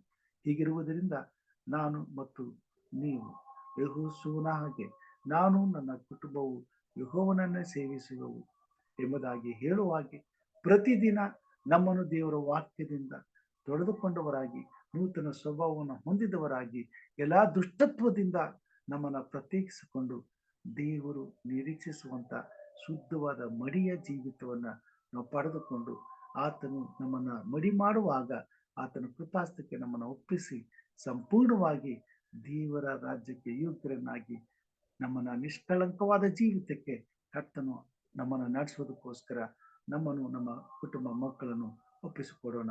ಹಾಗೆ ಮಾಡುವ ಹಾಗೆ ದೇವರ ಆತ್ಮನು ನಮಗೆ ಸಹಾಯ ಮಾಡಲಿ ಮತ್ತು ನಮ್ಮೆಲ್ಲರನ್ನ ಈ ಲೋಕದ ಎಲ್ಲಾ ಪಾಪದ ಬಂಧನದಿಂದ ಬಿಡಿಸಿ ಅಶುದ್ಧವಾದ ಕಾರ್ಯಗಳಿಂದ ನಮ್ಮನ್ನ ಶುದ್ಧ ಮಾಡಿ ತನ್ನ ರಾಜ್ಯಕ್ಕೆ ಸಿದ್ಧಪಡಿಸಲಿ ಎಂಬುದು ನನ್ನ ಪ್ರಾರ್ಥನೆಯಾಗಿದೆ. ದೇವರ ವಾಕ್ಯಗಳನ್ನ ಆಶೀರ್ವಾದ ಮಾಡಲಿ. ಈ ಭೂಮಿ ಮೇಲೆ ವಾಸಿಸುತ್ತಿರುವಂತ ದೇವರ ಮಕ್ಕಳು ಕ್ರೈಸ್ತ ವಿಶ್ವಾಸಿಗಳು ತಮ್ಮನ್ನ ತಾವು ಪ್ರತ್ಯೇಕಿಸಿಕೊಂಡು ಕರ್ತನಿಗೆ ಸಲ್ಲಬೇಕಾದಂತ ಘನತೆಯನ್ನ ಗೌರವವನ್ನು ಸಲ್ಲಿಸಬೇಕಾಗಿದೆ. ತಮ್ಮ ಕುಟುಂಬಗಳಲ್ಲಿ ಯಜ್ಞವೇದಿಯನ್ನು ಕಟ್ಟಿಕೊಂಡು ಆತನಿಗೆ ಸಲ್ಲಬೇಕಾದಂತ ಆರಾಧನೆಯನ್ನ ಸಲ್ಲಿಸಬೇಕಾಗಿದೆ. ಅದಕ್ಕಾಗಿ ಪ್ರತಿಯೊಬ್ಬ ಕ್ರೈಸ್ತ ವಿಶ್ವಾಸಿಯ ಜೀವಿತದಲ್ಲಿ ದೇವರ ಆತ್ಮನು ಕಾರ್ಯ ಮಾಡಬೇಕಾಗಿದೆ. ಹಾಗೆ ಹೀಗಿರುವುದರಿಂದ ಕರ್ತನ ಆತ್ಮನು ಪ್ರತಿಯೊಬ್ಬ ದೇವರ ಮಗನನ್ನ ದೇವರ ಮಗಳನ್ನ ಎಚ್ಚರಪಡಿಸಲಿ, ದೇವರ ಮಹಿಮೆಗಾಗಿ ನಮ್ಮನ್ನ ಉಪಯೋಗಿಸಿಕೊಳ್ಳಲಿ ಮತ್ತು ಆತನಲ್ಲಿದ್ದಂತ ಪರಿಶುದ್ಧವಾದ ಆತ್ಮನ ಬಲದಿಂದ ಪರಿಪೂರ್ಣವಾಗಿ ನಮ್ಮನ್ನ ತನ್ನ ಪರಿಶುದ್ಧವಾದಂತ ಜೀವಿತಕ್ಕೆ ನಡೆಸಲಿ, ತನ್ನ ರಾಜ್ಯಕ್ಕೆ ಸಿದ್ಧಪಡಿಸಲಿ. ಹಾಗಾಗುವಂತೆ ಪ್ರಾರ್ಥನೆ ಮಾಡಬೇಕೆಂಬುದಾಗಿ ಹಿರಿಯರಾದಂತ ವಿಜಯ್ ಕುಮಾರ್ ಅವರು ನಮ್ಮ ಮಧ್ಯದಲ್ಲಿ ಇದ್ದಾರೆ. ಅವರು ಈಗ ಪ್ರಾರ್ಥಿಸಬೇಕೆಂಬುದಾಗಿ ಕೇಳ್ಕೊಳ್ತಾನೆ. ಪ್ರತಿಯೊಬ್ಬ ಕ್ರೈಸ್ತ ವಿಶ್ವಾಸಿಯ ಜೀವಿತದಲ್ಲಿ ಪರಿಶುದ್ಧಾತ್ಮ ದೇವರು ಮಾಡಿ ಲೋಕದಲ್ಲಿ ನಡೆಯುವಂತ ಇಂಥ ಎಲ್ಲ ಘೋರವಾದಂತ ಪಾಪದ ಬಲಿಯಿಂದ ನಮ್ಮನ್ನ ತಪ್ಪಿಸಿ ಬಿಡುಗಡೆ ಮಾಡಿ ಪ್ರತಿಯೊಬ್ಬ ದೇವರ ಮಕ್ಕಳು ದೇವರ ರಾಜ್ಯಕ್ಕೆ ಸಿದ್ಧವಾಗುವಂತೆ ಕರ್ತನ ಆತ್ಮನು ಈ ಕೊನೆ ಕಾಲದಲ್ಲಿ ಕಾರ್ಯ ಮಾಡಲಿ ಎಂಬುದಾಗಿ ತಾವು ಪ್ರಾರ್ಥಿಸಬೇಕೆಂಬುದಾಗಿ ಕೇಳ್ಕೊಳ್ತೇವೆ. ವಂದನೆಗಳು ಸರ್. ಉತ್ತಮವಾದ ಸಂದೇಶಕ್ಕಾಗಿ ದೇವರು ನಿಮ್ಮನ್ನು ವಿಶೇಷವಾಗಿ ಆಶ್ರಯಿಸಲಿ. ಕೂಡಿ ಬಂದಿರ್ತ ನಾವೆಲ್ಲರೂ ಸೇರಿ ಈ ಬೆಳಗಿನ ಜಾವದಲ್ಲಿ ದೇವರನ್ನು ಅನುಗ್ರಹಿಸುವಂತಹ ಒಂದೊಂದು ಹೊಸ ಹೊಸ ದಿನದಲ್ಲಿಯೂ ಆತನ ಯಾವಾಗಲೂ ಸಹ ಎಚ್ಚರವಾಗಿದ್ದು ಪ್ರಾರ್ಥಿಸಿರಿ ಅನ್ನೋ ಉತ್ತಮವಾದ ಸಂದೇಶ. ನಿಜಕ್ಕೂ ದಿನ ಈ ಅಂತ್ಯಕಾಲದಲ್ಲಿ ಎಚ್ಚರವಾಗಿದ್ದು ಪ್ರಾರ್ಥಿಸಬೇಕಾಗಿದೆ. ಪ್ರಾರ್ಥನೆ ಮಾಡೋಣ. ಮಹಾಪರಿಶುದ್ಧನು ಪರಲೋಕದಲ್ಲಿ ಆಸೀನನಾಗಿರುವ ಸರ್ವಶಕ್ತನಾಗಿರುವ ತಂದೆಯ ದೇವರೇ, ಈ ಲೋಕದಲ್ಲಿ ಮಾನವರಾದ ನಮ್ಮನ್ನು ಸೂಚಿಸಿ ನಮ್ಮ ಸಂತೈಸಿ ನಡೆಸುತ್ತಾ ಬಂದಿದ್ದೀರಿ. ನಿನ್ನ ನಾಮಕ್ಕೆ ಸ್ತೋತ್ರವಾಗಲಿ. ನಿನ್ನನ್ನು ಘನಪಡಿಸುವುದು ಯುಕ್ತವೂ ನ್ಯಾಯವೂ ಆಗಿದೆ, ಯಾಕೆಂದರೆ ನಾವು ನಿನ್ನ ಸೃಷ್ಟಿಯಾಗಿದ್ದೇವೆ ಸ್ವಾಮಿ. ನಿನ್ನ ನಾಮಕ್ಕೆ ಸ್ತೋತ್ರ ಸಲ್ಲಿಸುತ್ತಾ ಎಚ್ಚರವಾಗಿದ್ದು ಪ್ರಾರ್ಥಿಸಿರಿ. ಈ ಅಂತ್ಯಕಾಲದಲ್ಲಿ ಸದಾಕಾಲ ನಾವು ಎಚ್ಚರವಾಗಿದ್ದು ಇರಬೇಕಾಗಿದೆ. ಯಾಕೋಬನ ಒಂದು ಜೀವಿತ, ನಿನಗೆ ತೋರಿದ ವಿಧೇಯತೆ, ನಿನ್ನ ನಡ್ಕೊಂಡ ರೀತಿ, ಅವನು ನಿನ್ನ ಮೇಲೆ ತೋರಿದಂತ ಪ್ರೀತಿ ಇವತ್ತು ನಾವು ಕೂಡ ಸ್ವಾಮಿ ಯಾವಾಗಲೂ ನಿನ್ನನ್ನು ಪ್ರೀತಿಸುತ್ತಾ ನಿನ್ನ ಆಜ್ಞೆಗಳನ್ನು ಕೈಗೊಂಡು ನಿನಗೆ ವಿಧೇಯರಾಗಿ ನಡೆಯುವುದರ ಮೂಲಕ ನಮ್ಮ ಒಬ್ಬೊಬ್ಬರನ್ನು ಬಲಪಡಿಸಿ ನಡೆಸಿ ನಮ್ಮ ಜೀವಿತದಲ್ಲಿ ಎಲ್ಲಾ ಕಾರ್ಯಗಳು ಸುಗಮವಾಗಿ ಸುಲಲಿತವಾಗಿ ನಡೆಯುವಂತೆ ನಮ್ಮನ್ನು ಬಲಪಡಿಸುವ ದೇವರು ನೀವು ಆಗಿದ್ದೀರಿ. ಆದ ಕಾರಣ ಬೋಧಕರ ಮೂಲಕ ಬಂದಂತಹ ಮಾತುಗಳು ನಿಜಕ್ಕೂ ನಮ್ಮ ಜೀವಿತದಲ್ಲಿ ವಿಧೇಯತೆ ಬಹಳ ಪ್ರಾಮುಖ್ಯ. ವಿಧೇಯತೆಯನ್ನು ಅನುಕೂಲ ನಾವು ನಡೆಸುವ ದೇವರು ನೀವು ಆಗಿದ್ದೀರಿ. ನಿನ್ನ ನಾಮಕ್ಕೆ ಸ್ತೋತ್ರವಾಗಲಿ. ಕೂಡಿ ಬಂದಿರುವಂತಹ ಪ್ರತಿಯೊಬ್ಬೊಬ್ಬರನ್ನು ಆಶ್ರಯಿಸಿ ಬಲಪಡಿಸು. ಅವರಿಗೆ ಬೇಕಾದ ಆತ್ಮೀಯ ವರದಾನಗಳನ್ನು ತುಂಬು. ಅವರ ಜೀವಿತದಲ್ಲಿ ಶಾರೀರಿಕವಾಗಿ ಇರುವಂತಹ ಬಲಹೀನತೆಗಳನ್ನು ತೆಗೆದುಹಾಕು. ಹಾಗೂ ನಾವೆಲ್ಲರೂ ಒಟ್ಟಾಗಿ ಸ್ವಾಮಿ ನಾವು ಕೊಂಡಾಡುವುದರ ಮೂಲಕ ನಾವೆಲ್ಲ ರಾಜ್ಯಕ್ಕೆ ಬಾಧ್ಯರಾಗುವ ಮಕ್ಕಳಾಗುವಂತೆ ನಮ್ಮೊಬ್ಬರನ್ನ ರೂಪಿಸಬೇಕು ಕೆಲಸದಲ್ಲಿ ಭಾಷಿಕೊಳ್ಳುತ್ತೇವೆ.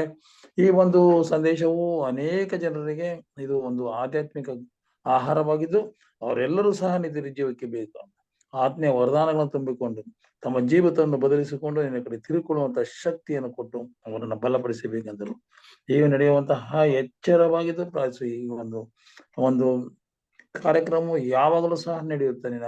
ಈ ಒಂದು ಸ್ವಾಮಿ ಎಲ್ಲರಿಗೆ ಮಾದರಿ ಅವೆಲ್ಲರಿಗೂ ಅನುಕೂಲವಾಗುವಂತ ರೀತಿ ನಿನ್ನ ಬಲಪಡಿಸಿ ಎಣಿಸಿ ಬೋಧಕರನ್ನು ಆಗ ಬಂದಿರೋನು ಮತನಾತಿ ಆಶ್ರಯಿಸಿ ಬಲಪಡಿಸಬೇಕೆಂದು ನಾವೆಲ್ಲ ನಿಚ್ಚರದಲ್ಲಿ ಭಾಗಿಯಾಗಿ ನಿನ್ನ ಕೊಂಡಾಡೋದಕ್ಕೆ ಬೇಕಾದ ಎಲ್ಲಾ ರೀತಿಯ ಆದರಣೆ ಆಸಕ್ತಿ ದಯಪಾಲಿಸಬೇಕೆಂದು ಪ್ರಭು ರಕ್ಷಕನು ಕಾರ್ಯಕರ್ತನಾಗಿರುವ ಯೇಸು ಕ್ರಿಸ್ತನ ದಿವ್ಯ ನಾಮದಲ್ಲಿ ಬೇಡಿಕೊಂಡಿದ್ದೇವೆ ತಂದೆ. ಆಮೇಲೆ ಆಮೇನ್ ಆಮೇನ್. ಉತ್ತಮವಾದಂತ ಪ್ರಾರ್ಥನೆಗಾಗಿ ಹಿರಿಯರಾದಂತ ವಿಜಯಕುಮಾರ್ ಸಾರ್ ಅವರಿಗೆ ನಾನು ವಂದನೆಗಳನ್ನ ಸಲ್ಲಿಸ್ತೇನೆ. ತಮಗೂ ವಂದನೆಗಳು ಸರ್. ದೇವರು ನಿಮ್ಮನ್ನ ಆಶೀರ್ವಾದ ಮಾಡ್ಲಿ. ಹೀಗೆ ಇನ್ನು ಹೆಚ್ಚಿನ ರೀತಿಯಲ್ಲಿ ದೇವರು ನಿಮ್ಮನ್ನ ದೇವರ ಸೇವೆಯಲ್ಲಿ ಉಪಯೋಗಿಸಿಕೊಳ್ಳಲಿ ಎಂಬುದಾಗಿ ಬೇಡಿಕೊಳ್ತೇನೆ. ಹಾಗೆ ಈ ಸಮಯದಲ್ಲಿ ಮುಕ್ತಾಯದ ಪ್ರಾರ್ಥನೆಗೆ ನಾವು ಹೋಗುವಾಗ ಪ್ರಾರ್ಥನೆ ವಿಜ್ಞಾಪನೆಗಳಿದ್ರೆ ತಿಳಿಸಬೇಕೆಂಬುದಾಗಿ ಕೇಳ್ಕೊಳ್ತೇನೆ.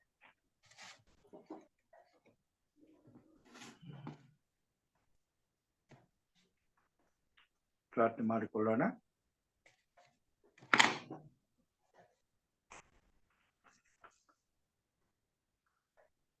ಭೂಮಿಯನ್ನು, ಆಕಾಶವನ್ನು, ಅದರಲ್ಲಿರುವಂತಹ ಸಮಸ್ತವನ್ನು ಸೃಷ್ಟಿಸಿ ಸಕಲ ಜೀವಿಗಳಿಗೂ ಒಡೆಯನಾದಂತ ನಮ್ಮ ತಂದೆಯಾದ ದೇವರೇ,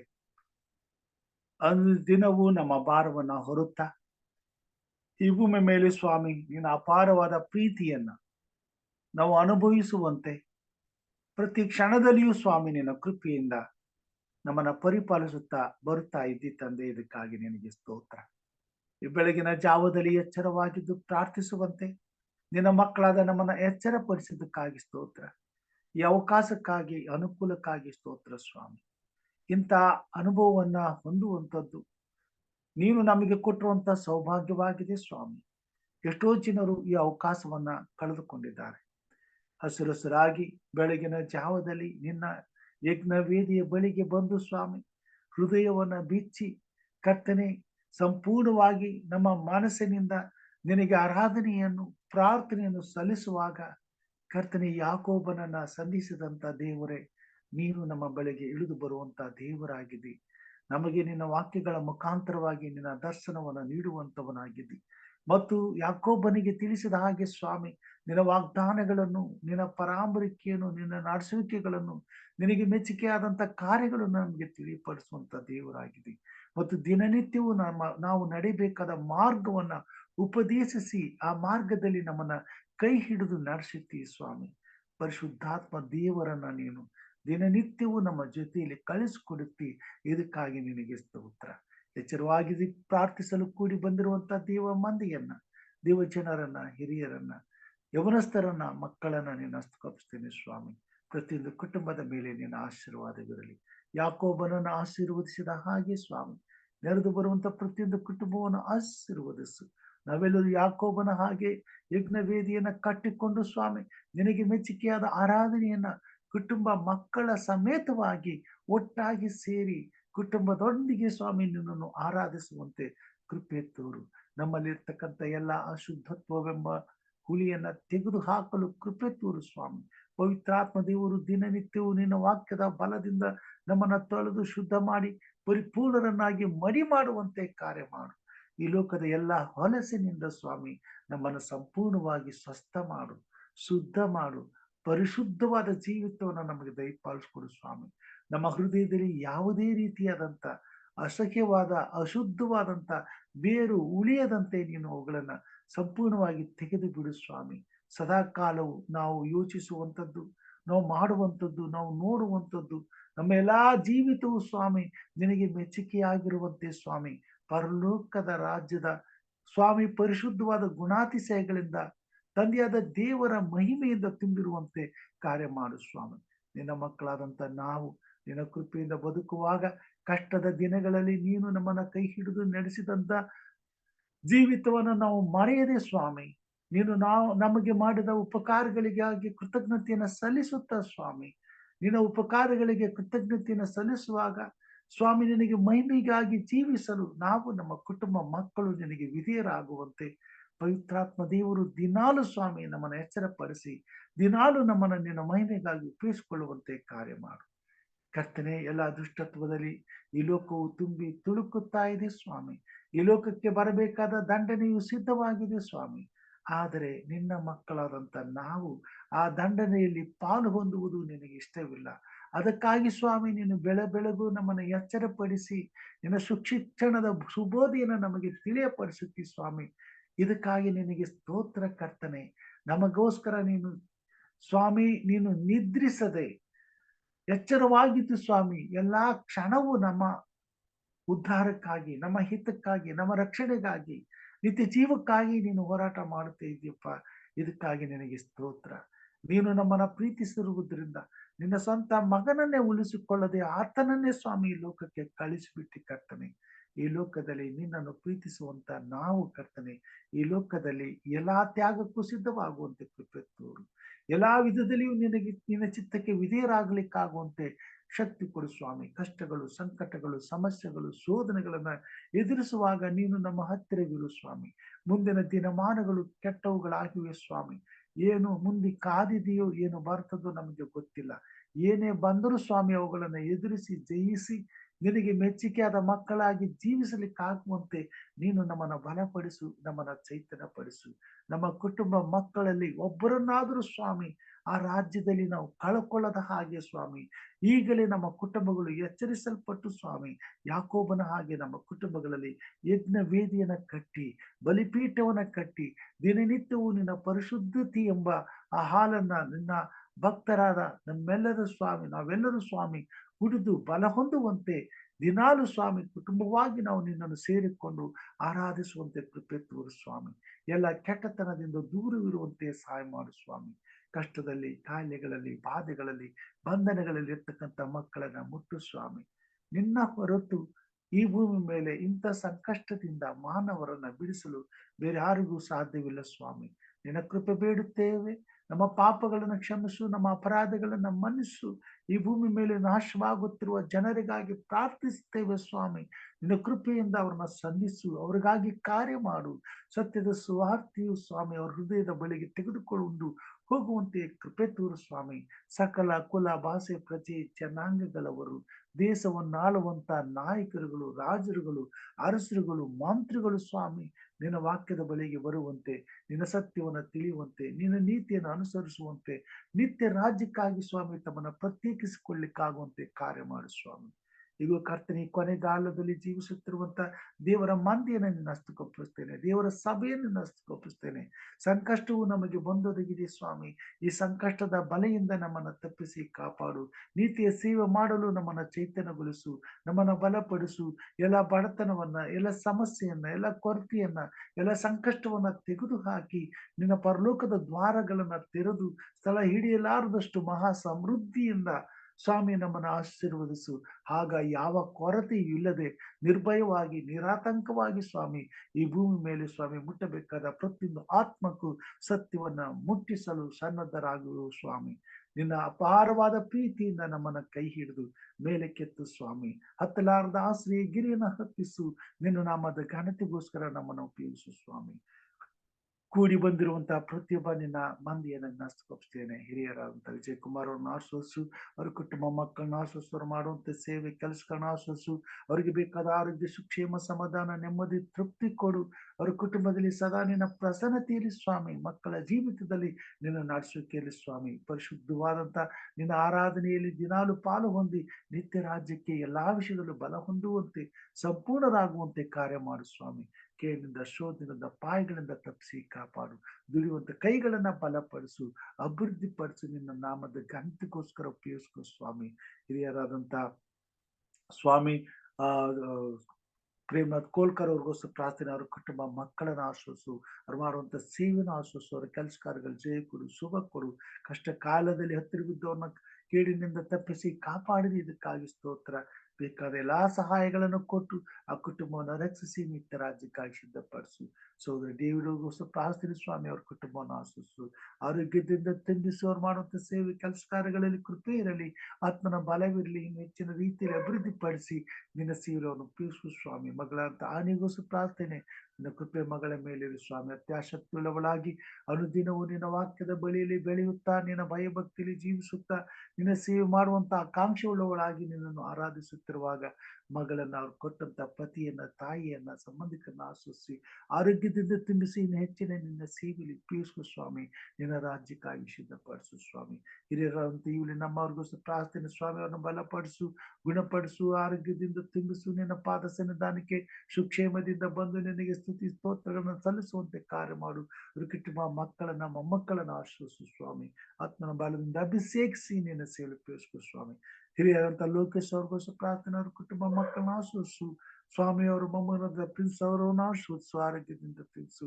ಕುಟುಂಬದಲ್ಲಿ ಶಾಂತಿ, ಸಮಾಧಾನ, ನೆಮ್ಮದಿಯನ್ನು ಕೊಟ್ಟು ನಿನ್ನ ಸೇವೆಯಲ್ಲಿ ಸ್ವಾಮಿ ಅವ್ರನ್ನ ಉಪಯೋಗಿಸ್ಕೊ. ಅವರ ಕಾಂಕ್ಷೆಗಳನ್ನು ನೆನಸು ಮಾಡು, ಅವ್ರ ಇಷ್ಟಾರ್ಥಗಳನ್ನು ನೆರವೇರಿಸು. ಅವರು ಇರುವಂತ ಸ್ಥಳದಲ್ಲಿ ಒಂದು ಆರಾಧನೆಗಾಗಿ ಸ್ವಾಮಿ ಆಲಯವು ಕಟ್ಟಲ್ಪಡುವಂತೆ, ಒಂದು ಸಭೆ ಸ್ಥಾಪಿಸಲ್ಪಡುವಂತೆ ಅಲ್ಲಿ ನಿನ್ನ ಸೇವೆ ನಡೀಲಿಕ್ಕಾಗದೆ ಕಾರ್ಯ ಮಾಡು ಸ್ವಾಮಿ. ಸಹೋದರಿ ರಾಜೇಶ್ವರಿ ಅವ್ರಿಗೋಸ್ಕರ ಪ್ರಾರ್ಥನೆ. ಅವರ ಕುಟುಂಬ ಮಕ್ಕಳು ಮೊಮ್ಮಕ್ಕಳನ್ನು ಆಶ್ರಯಿಸು, ಮಗನನ್ನ, ಹೆಣ್ಣು ಮಕ್ಕಳನ್ನು ಆಶ್ರಯಿಸು.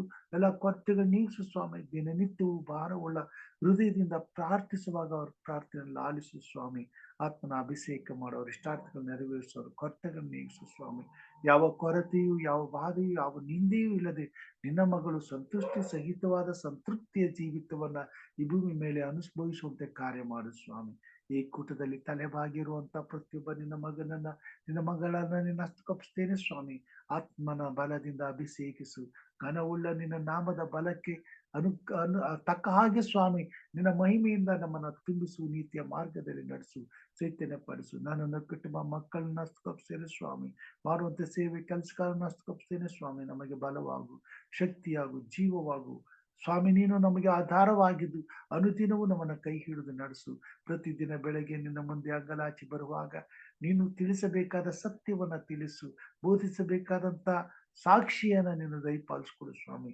ಪ್ರತಿಯೊಬ್ಬರು ಈ ಭೂಮಿ ಮೇಲೆ ನಿನ್ನಲ್ಲಿ ಭಯಭಕ್ತಿಯುಳ್ಳವರಾಗಿ ನಡ್ಕೊಳ್ಳಲು ಬೇಕಾದಂತ ಆಶೀರ್ವಾದವನ್ನ ಈ ಕಾರ್ಯಕ್ರಮದ ಮುಖಾಂತರವಾಗಿ ಅನುಗ್ರಹಿಸು. ಕಾರ್ಯಕ್ರಮವನ್ನ ಭಾಗವಹಿಸುವಂತ, ಈ ಕಾರ್ಯಕ್ರಮವನ್ನು ವೀಕ್ಷಿಸುವಂತ ಎಲ್ಲಾ ನಿನ್ನ ಭಕ್ತರನ್ನ, ನಿನ್ನ ಬಂಧು ಮಕ್ಕಳನ್ನ, ಪ್ರಿಯರಾದವರನ್ನ ನಿನ್ನ ಹಸ್ತಕೊಪ್ಪಿಸ್ತೇನೆ. ಆತ್ಮನ ಬಲದಿಂದ ಅಭಿಷೇಕಿಸಿ ದಿನದಿಂದ ದಿನಕ್ಕೆ ಸ್ವಾಮಿ ನಾವು ನೂತನ ಸ್ವಭಾವವನ್ನು ಹೊಂದಿಕೊಂಡು ನಿನ್ನ ಪರಿಶುದ್ಧತೆಯಲ್ಲಿ ಪಾಲು ಹೊಂದಿ ನಿತ್ಯ ಜೀವಕ್ಕೆ ಬಾಧ್ಯರಾಗುವಂತೆ ಕಾರ್ಯ ಮಾಡಿ ನೀನೇ ಮಹಿಮೆ ಹೊಂದುತ್ತಾ ಬರಬೇಕೆಂಬುದಾಗಿ ಈ ದಿನವನ್ನ ಆಶೀರ್ವದಿಸಿ ಎಲ್ಲ ಕೇಡಿನಿಂದ ತಪ್ಪಿಸಿ ನಿನ್ನ ನಾಮದ ಘನತೆಗಾಗಿ ಉಪಯೋಗಿಸಿಕೊಳ್ಳಬೇಕೆಂಬುದಾಗಿ ನಮಗೋಸ್ಕರ ಕಲ್ವಾರಿ ಶಿಲುಬೆ ಮೇಲೆ ಪ್ರಾಣ ನೀಡಿದ ನಮ್ಮ ರಕ್ಷಕನು ನಿನ್ನ ಮುದ್ದು ಮಗನೂ ಆಗಿರುವ ನಜರೇತಿನ ಯೇಸು ಸ್ವಾಮಿ ಹೆಸರಿನಲ್ಲಿ ತಾಳ್ಮೆಯಿಂದ ವಿನಯದಿಂದ ಬೇಡಿ ಹೊಂದಿದ್ದೇನೆ ನಮ್ಮ ತಂದೆಯೇ, ಆಮೇನ್. ಪರಲೋಕದಲ್ಲಿರುವ ನಮ್ಮ ತಂದೆಯೇ, ನಿನ್ನ ನಾಮವು ಪರಿಶುದ್ಧವೆಂದು ಎಣಿಸಲ್ಪಡಲಿ, ನಿನ್ನ ರಾಜ್ಯವು ಬರಲಿ, ನಿನ್ನ ಚಿತ್ತವು ಪರಲೋಕದಲ್ಲಿ ನೆರವೇರುವ ಪ್ರಕಾರ ಭೂಲೋಕದಲ್ಲಿಯೂ ನೆರವೇರಲಿ. ನಮ್ಮ ಅನುದಿನದ ಆಹಾರವನ್ನು ಈ ಹೊತ್ತು ನಮಗೆ ದಯಪಾಲಿಸಿಕೊಡು. ನಮಗೆ ತಪ್ಪು ಮಾಡಿದವರನ್ನು ನಾವು ಕ್ಷಮಿಸಿದಂತೆ ನಮ್ಮ ತಪ್ಪುಗಳನ್ನು ಕ್ಷಮಿಸು. ನಮ್ಮನ್ನು ಶೋಧನೆಯೊಳಗೆ ಸೇರಿಸದೆ ಕೇಡಿನಿಂದ ತಪ್ಪಿಸು. ಯಾಕೆಂದರೆ ರಾಜ್ಯವು, ಬಲವು, ಮಹಿಮೆಯು ಸದಾಕಾಲ ನಿನ್ನದೇ ಸ್ವಾಮಿ, ಆಮೇನ್. ನಮ್ಮ ತಂದೆಯಾದ ದೇವರ ಪ್ರೀತಿಯು, ನಮ್ಮ ರಕ್ಷಕನಾದಂಥ ಯೇಸು ಕ್ರಿಸ್ತನ ಕೃಪೆಯು, ಪರಿಶುದ್ಧಾತ್ಮ ದೇವರ ಅನುನ್ನತಿಯು, ಐಕ್ಯತೆಯು, ಸಹವಾಸವು ಈಗಲೂ ಯಾವಾಗಲೂ ನಿರಂತರವು ತಲೆಬಾಗಿ ಬಂದಿರುವಂತ ಪ್ರಿಯರ ಸಂಗಡ ಹಾಗೂ ಈ ವಾಕ್ಯವನ್ನು ಕೇಳುವಂತ ಪ್ರತಿಯೊಬ್ಬ ನಿನ್ನ ಮಕ್ಕಳ ಸಂಗಡ, ನಮ್ಮಂತೆ ಇರುವಂತ ಪ್ರತಿಯೊಬ್ಬ ಮಾನವರ ಸಂಗಡ ಸದಾ ಕಾಲವು ನೆಲೆಯಾಗಿರಲಿ ಸ್ವಾಮಿ, ಆಮೇನ್.